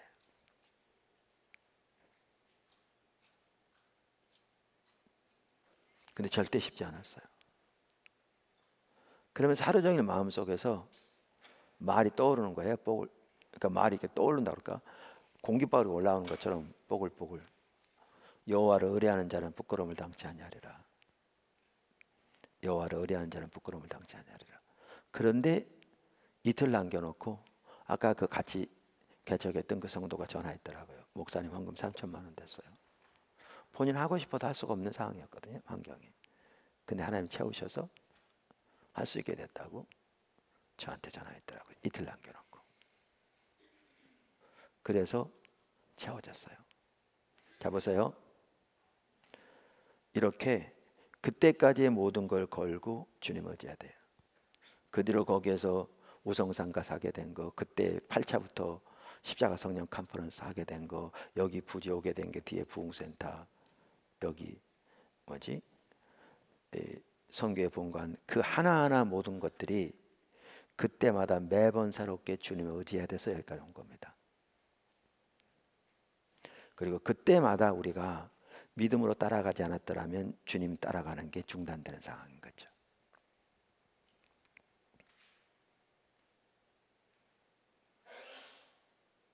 중단된 상황인 거죠. 십자가 성령 컨퍼런스 또 아시죠? 그 전에 하나님이 분당에 왔을 때도 그 지하를 주실 때 그것도 전적으로 주님만 의지해서 가능했죠. 이거 완전히 인간적으로 불가능한 일이었고요. 우리 입장에서는 하나님의 기적이었죠. 그런 내용들이 믿음이 하는 사람에도 있고요. 저에 대한 제 회복 거기에 보면 양쪽에 있어요. 그 보시면 하나님 어떻게 인도하신지 볼 수 있어요. 관심 있으면 보세요. 그래서 본당 지하를 하나님 주셨어요. 그래서 거기서 전국 그때 교회 회복 세미나라고 그래서 이렇게 모이면 그 예배당도 가득 찼고요.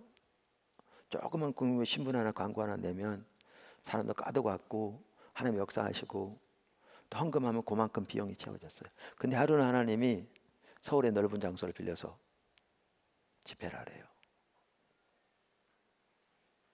이럴 때 어려운 게 뭔지 아세요? 어떻게 그걸 하느냐는 거예요. 두 가지 면에서 어려웠어요. 하나는 그 비용이 어디서 채워지며 두 번째는 누가 오겠나 싶었어요.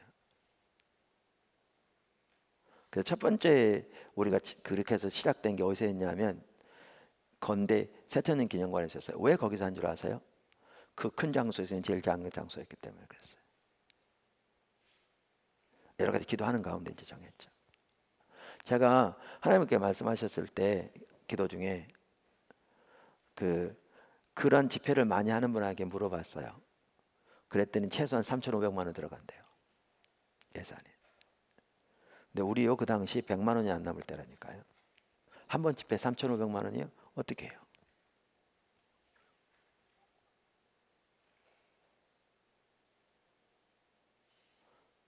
그리고 그렇게 집회하는 분들은요 외국에서 유명한 강사를 초청해다 해요. 그럼 비행값 주고 강사비 좀 주더라도 사람들 오니까 다 채워지거든요. 근데 우리는 그렇게 하기를 원치 않으세요. 하나님이 우리가 해요. 근데 제가 그 생각 들더라고요. 여주봉 누가 그 말 듣고 오겠냐.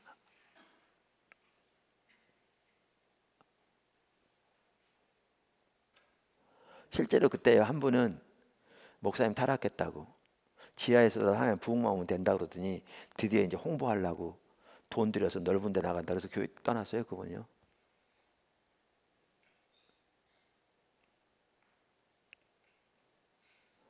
저는 그때 정말 힘들었어요. 그러니까 여기 서 있다가 이 위로 뛰내는 것 같았어요. 물 위로. 근데 제가 왜 안 갈 수가 없는 줄 아세요? 여기서 중단하면 주님 따라가기를 중단하는 거잖아요.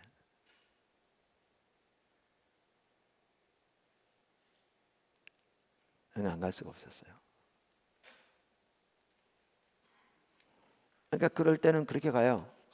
어떻게 해요? 어떻게 해요? 어떻게 해요? 어떻게 해요? 그러고 가요. 그 두 가지 면 때문에. 그런데 그때 그 외 여러 가지 얘기 있죠. 그걸 더 선명하게 왜 보이시고 그건 얘기했는데 뭐 지금 다 이 시간 다 돼서 얘기할 수도 없고요. 갔는데 8차에는 거기서 9차부터는 13차까지 어디서 한지 아시죠? 역도 경기장에서 했어요. 그때는 예산이 한 번에 6천만 원씩 들어갔어요. 완전 또 다른 차원이죠. 8차 때는 그렇게 했더니 어떤 분들이 막 1,000만 원 헌금하기도 하고요. 어떤 분은 500만 원 헌금하기도 하고요. 그래서 3,500만 원이 필요했는데 4,800만 원이 채워졌어요. 하나님 놀랍게 함께 하셨어요. 근데 하나님이 그 다음에 역도 경기장에서 하도록 인도하셨는데 역도 경기장 이런 게 아니고 기도하는 중에 인도하셨는데 어려운 게 뭔지 아세요? 지난번에 6개월 전에 누가 1,000만 원인데 그분이 또 1,000만 원 하겠어요?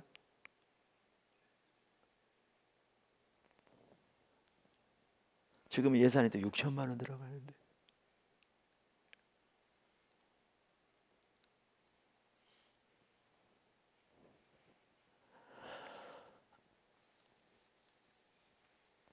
근데 안 갈 수가 없었어요. 근데 주님이 채우셨는데 재정만으로 7,800만 원 채우셨고요.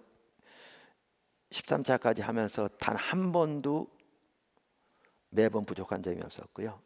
누적에 남은 게 아시아 선교수다 부지사인데 사용됐고요.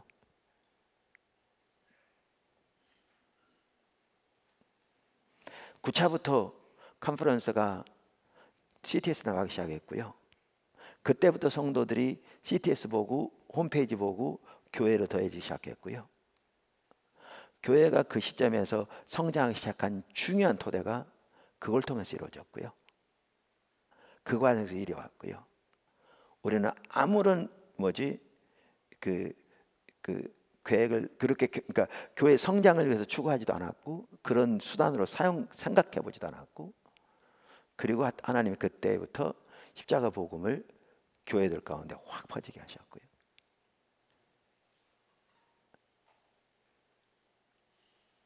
지금도요.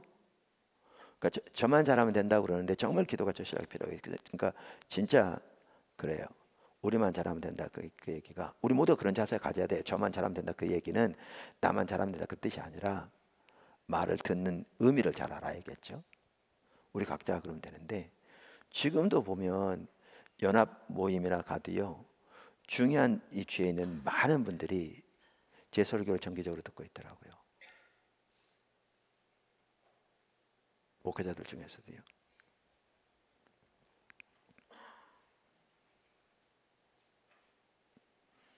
저 자신만 깨어서 우리만 깨어서 하나님 인도하시는 우리 자신만 잘하고 가면 하나님은 교회는 교회대로 세우실 뿐만 아니라 하나님은 그걸 통해서 영향력을 미치게 하신 건 하나님께서 강력하게 하실 거거든요. 부흥을 준비하시는 것도 포함해서. 근데 우리는 말하면서 하지 않으면 니나 잘하세요밖에 안 되는 거예요. 그래서 우리 자신이 잘해야 되는 거예요. 배운 대로 따라가야 되고 가르친 대로 행해야 되는데 그 부분이 절실한 은혜가 필요한 거죠. 근데 보세요. 그 하나하나의 순간들이 믿음을 하지 않았으면 가능하지 않았고요. 믿음을 하지 않으면 여기까지 오지도 못했습니다. 근데 앞으로도 마찬가지입니다. 여기서 끝나지 않습니다. 주님 앞에 선 그날까지 믿음의 삶은 매번 새롭게 우리의 모든 걸 걸고 주님을 의지해야 그러니까 그리고 주님께 순종해 따라갈 수 있습니다. 마지막으로 믿음은 우리 마음 깊은 곳에서 하나님이 말씀하신 대로 이루실 걸 아는 겁니다. 이 안다는 말은 단순히 지적으로 아는 걸 말하는 게 전혀 아니고요. 지적 영적으로 도덕적으로 아는 걸 말합니다. 가슴으로 아는 걸 말합니다. 여기 기생 라합의 고백 정확하게 믿음의 고백입니다. 여기 우리가 책에 나오는 사도 요한의 기도에 대한 고백 정확하게 믿음의 고백입니다. 이게 제가 처음 교회 사표 내고 집에서 기다렸다. 왜? 주님이 말씀하셨기 때문에 그분이 말씀을 채우시는 분이기 때문에 그분이 채우실 걸 알았기 때문이라 이거요. 지적 고백을 말하는 게 아닙니다. 전혀. 그게 믿음의 고백입니다. 한편에 이게 중요한 게 뭐냐면 하나님이 인도하셔서 믿음으로 순종해 가는데 요게 이 자리에 안 오면 지속적으로 이 자리에 올 때까지 더 주님을 찾아야 합니다. 그들 한 가지만 말씀드리고 마치게 텐데 믿음은 바라는 것들이 실상이요 보이지 않는 것들이 증거라고 그랬어요. 그러니까 믿음은 보이지 않는 것을 보는 겁니다. 그래서 이 마지막 단계는 믿음의 매우 중요한 요소. 마지막 이 부분도 믿음의 성격을 이해하는 데 매우 중요한 부분입니다. 그러니까 이게 있습니다. 믿음은 반드시 역사합니다. 적지 않은 사람들이 채울 줄 믿습니다 하고 뛰어내렸다가 머리 깨진 경험을 많이 하는데 이거요 뭔가 잘못되어 있는 겁니다. 믿음은 반드시 역사합니다. 그러니까 보세요. 여리고성을 그렇게 했는데 그 다음에 아이성 갔다가 대패하잖아요. 이걸 그냥 넘어가면 안 됩니다. 그러니까 여호수아가 주님을 찾는 중에 발견하죠. 뭐가 있어요? 죄가 있었던 게 발견되죠. 중대한 죄가 범해졌죠. 그걸 하나님 다루시고 하시죠. 뿐만 아니라 그 아이성 갈 때는요 하나님 인도를 따라가지 않았어요. 인간적인 생각대로 갔어요. 거기 보시면 작은 거니까 쉽게 생각하고 그러니까 대패했죠. 그래서 이제 주님을 찾는 가운데 그 죄를 다루고 이제는 주님의 인도를 따라갔더니 아이성은 뭐하죠. 그러니까 우리가 믿음으로 갈 때에도 문제가 생기면 그거요 뭔가 잘못된 겁니다. 믿음은 반드시 역사하게 되어 있습니다. 그러니까 아이성처럼 하나님의 인도를 따라간 게 자기 생각대로 갔거나, 아니면 하나님의 목적을 보이셨을지 몰라도 하나님의 길은 아직 안 보이는데 자기 방법대로 했거나, 아니면 하나님 때가 안 되는데 자기 임의로 했거나, 뭔가 분명히 이유가 있습니다. 믿음은 반드시 역사하게 되어 있습니다. 그러므로 이렇게 잘 안 되면 그냥 뭐 그렇지 뭐 이렇게 넘어가서는 안 됩니다. 반드시 그 원인을 찾고 돌이켜서 다시 믿음에 의한 삶을 해야, 그리고 그 믿음 안에 자라나야 믿음에 의한 삶이 하나님과 동행하는 삶이 됩니다. 자, 믿음의 삶을 살아야 되는데 처음부터 믿음의 거장이 되지 않습니다. 처음부터 작은 것에부터 믿음으로 순종하는 것에 자라나야 합니다. 그래야 여러분의 믿음도 자라고 하나님과 동행하는 삶에도 깊어집니다. 그래야 믿음의 의한 삶을 사는 진정한 성도가 될 수 있습니다.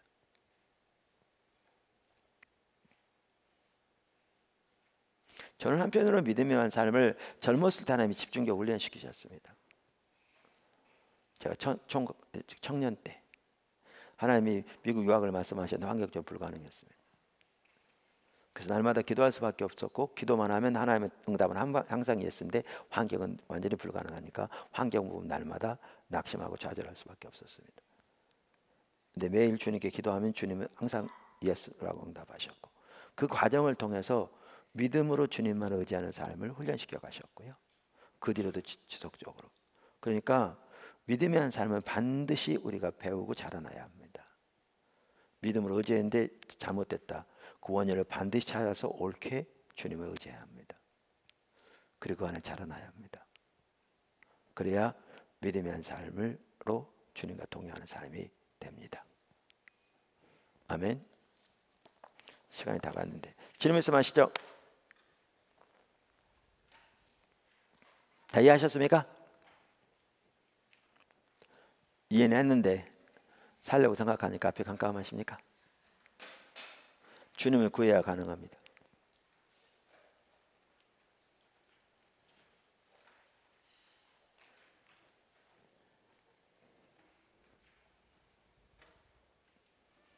재미있으면 손 드세요.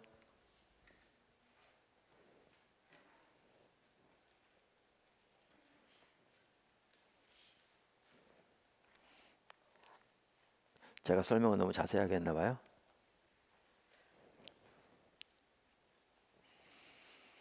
네, 인터넷으로 온 경우도 없고.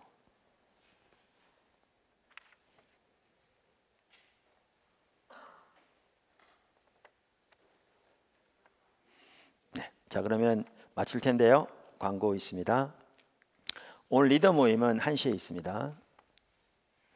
여기는 리더들은 아마 식당에 준비가 되어 있을 거고요. 리더 아니신 분들은 김밥이 준비되어 있으니까 리더들은 김밥을 드시지 마시고 식사를 하시고 식당 가셔서 모이시고요.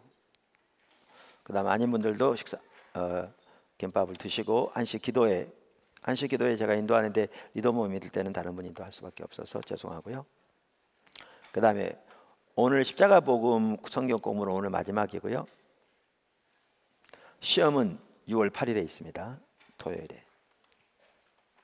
6월 8일. 아까 말씀드린 대로 그 단원 요약을 주로 참조하시면 제가 그걸 토대로 해서 많이 내도록 하겠습니다. 그걸 하시고 다음 성경 공부할 건지는 이제 이번 좀 도움이 되셨나요? 많은 분들이 이대로 따라 사니까 그대로 시킨 대로 해서 많이 도움이 된 것 같아요. 몇 분들이 저한테 얘기한 것만 해도 많이 도움이 돼서 제가 이런 식으로 이제 각 분야에서 좀 여러분들을 훈련시켜 갈까 합니다. 더 개인적으로도. 그래서 다음에 뭐 할지는 아직 정하지 않았지만 제 개인적으로는 지금 생각에는 예배에 대해서 하면 좋겠다 싶긴 합니다. 왜냐하면 예배하다 보면 일본에는 십자가 복음 거짓 신앙체계가 일부 복습하거든요. 그러면서 그걸 예배에 적용하니까 이제 복습 겸해서 또 적용하다 보면 또 새로 다시 이렇게 또 좋을 수 있어서, 그런데 아직 최종으로 확정은 안 했습니다. 근데 시작은 아무래도 제가 안식월을 마치고 돌아와서 해야 될 것 같으니까 시작은 아마 9월 초부터나 시작을 할 것 같습니다. 그동안 또 이런 배운 거 소화하시고 또 이렇게 하면서 기회 되면 뭐 예배 책도 좀 미리 보시고 이렇게 하면 또 좋을 것 같습니다. 명찰은 다 반납해 주시기 바랍니다. 하고 출석 체크 안 하신 분 오늘 해주시고요. 그 다음에 수료증은 지난번에도 말씀드려서 또 말씀드린 대로 해야 돼서 시험을 안 보는 분도 수료증은 드리겠습니다. 네, 시험은 꼭 보시고요. 수료증만 드립니다. 시험 보시고 그 다음에 제가 그렇게 말했다고 이금 전사님 그래가지고 그 말 안 했나요? 모르겠네. 그렇게 하시고요. 그 출석을 중간에 2번 이상인가 3번 이상 빠진 분들은 그러니까 특별한 어떤 일이 있어서 허가 받고 가는 거 외에 그런 분들은 수료증을 안 드릴 겁니다. 출석은 처음에 들어오실 때 체크해야 되고 또 소그룹 때 체크해서 2개가 다 참석될 경우만 할 겁니다. 수료증이 중요한 건 아니지만 그래도 그런 부분을 명확하게 해야 될 것 같습니다. 앞으로는 교회가 점점 커질수록 일꾼을 세우고 할 때 이런 모든 과정들을 정확하게 잘 이렇게 수료했는지도 많은 참고가 될 겁니다. 왜냐하면 그게 기준은 안 될지 몰라도 그런 부분이 훈련 안 되면 우리가 일꾼을 세우는 게 그렇잖아요. 그래서 그렇게 했습니다. 네, 자 그럼 기도하고 마치겠습니다.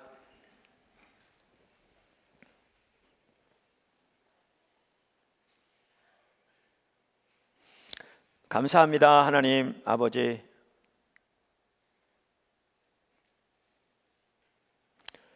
우리가 배워서 하나님의 길을 배워가는데 이제 삶에서 참 그렇게 주와 동행하는 삶을 살기를 추구하면서 자신의 무능함도 또 절박한 하나님의 은혜도 더욱더 구하게 되고 또 보게 됩니다. 주님, 포도나무 교회를 예수님이 축복하고 이것에 머리씩 한 사람 한 사람 예수님 축복합니다. 우리가 정말 십자가 복음의 삶을 잘 살도록 인도해 주셔서 정말 하나님의 예비하신 복된 은혜, 생명이 넘치는 삶을 우리 모두가 살아갈 뿐만 아니라 하나님의 그 놀라운 뜻, 하나님의 계획, 하나님의 그 목적이 이루어지는데 귀하게 쓰임받는 한 사람 한 사람과 특별히 포도나무 교회가 되도록 은혜 위에 은혜를 더하여 주옵소서. 한 사람 한 사람 우리 모든 지체들이 날마다 이렇게 주님을 찾으며 삶의 주의 길을 배워가며 실천하기를 추구하고 그러는 가운데 많은 은혜를 부어주셔서 감사합니다. 지속적인 은혜를 부어주시고 지속적으로 우리 모두가 그렇게 주의 길을 배우며 주님을 찾을 수 있도록 은혜를 부어주시옵소서.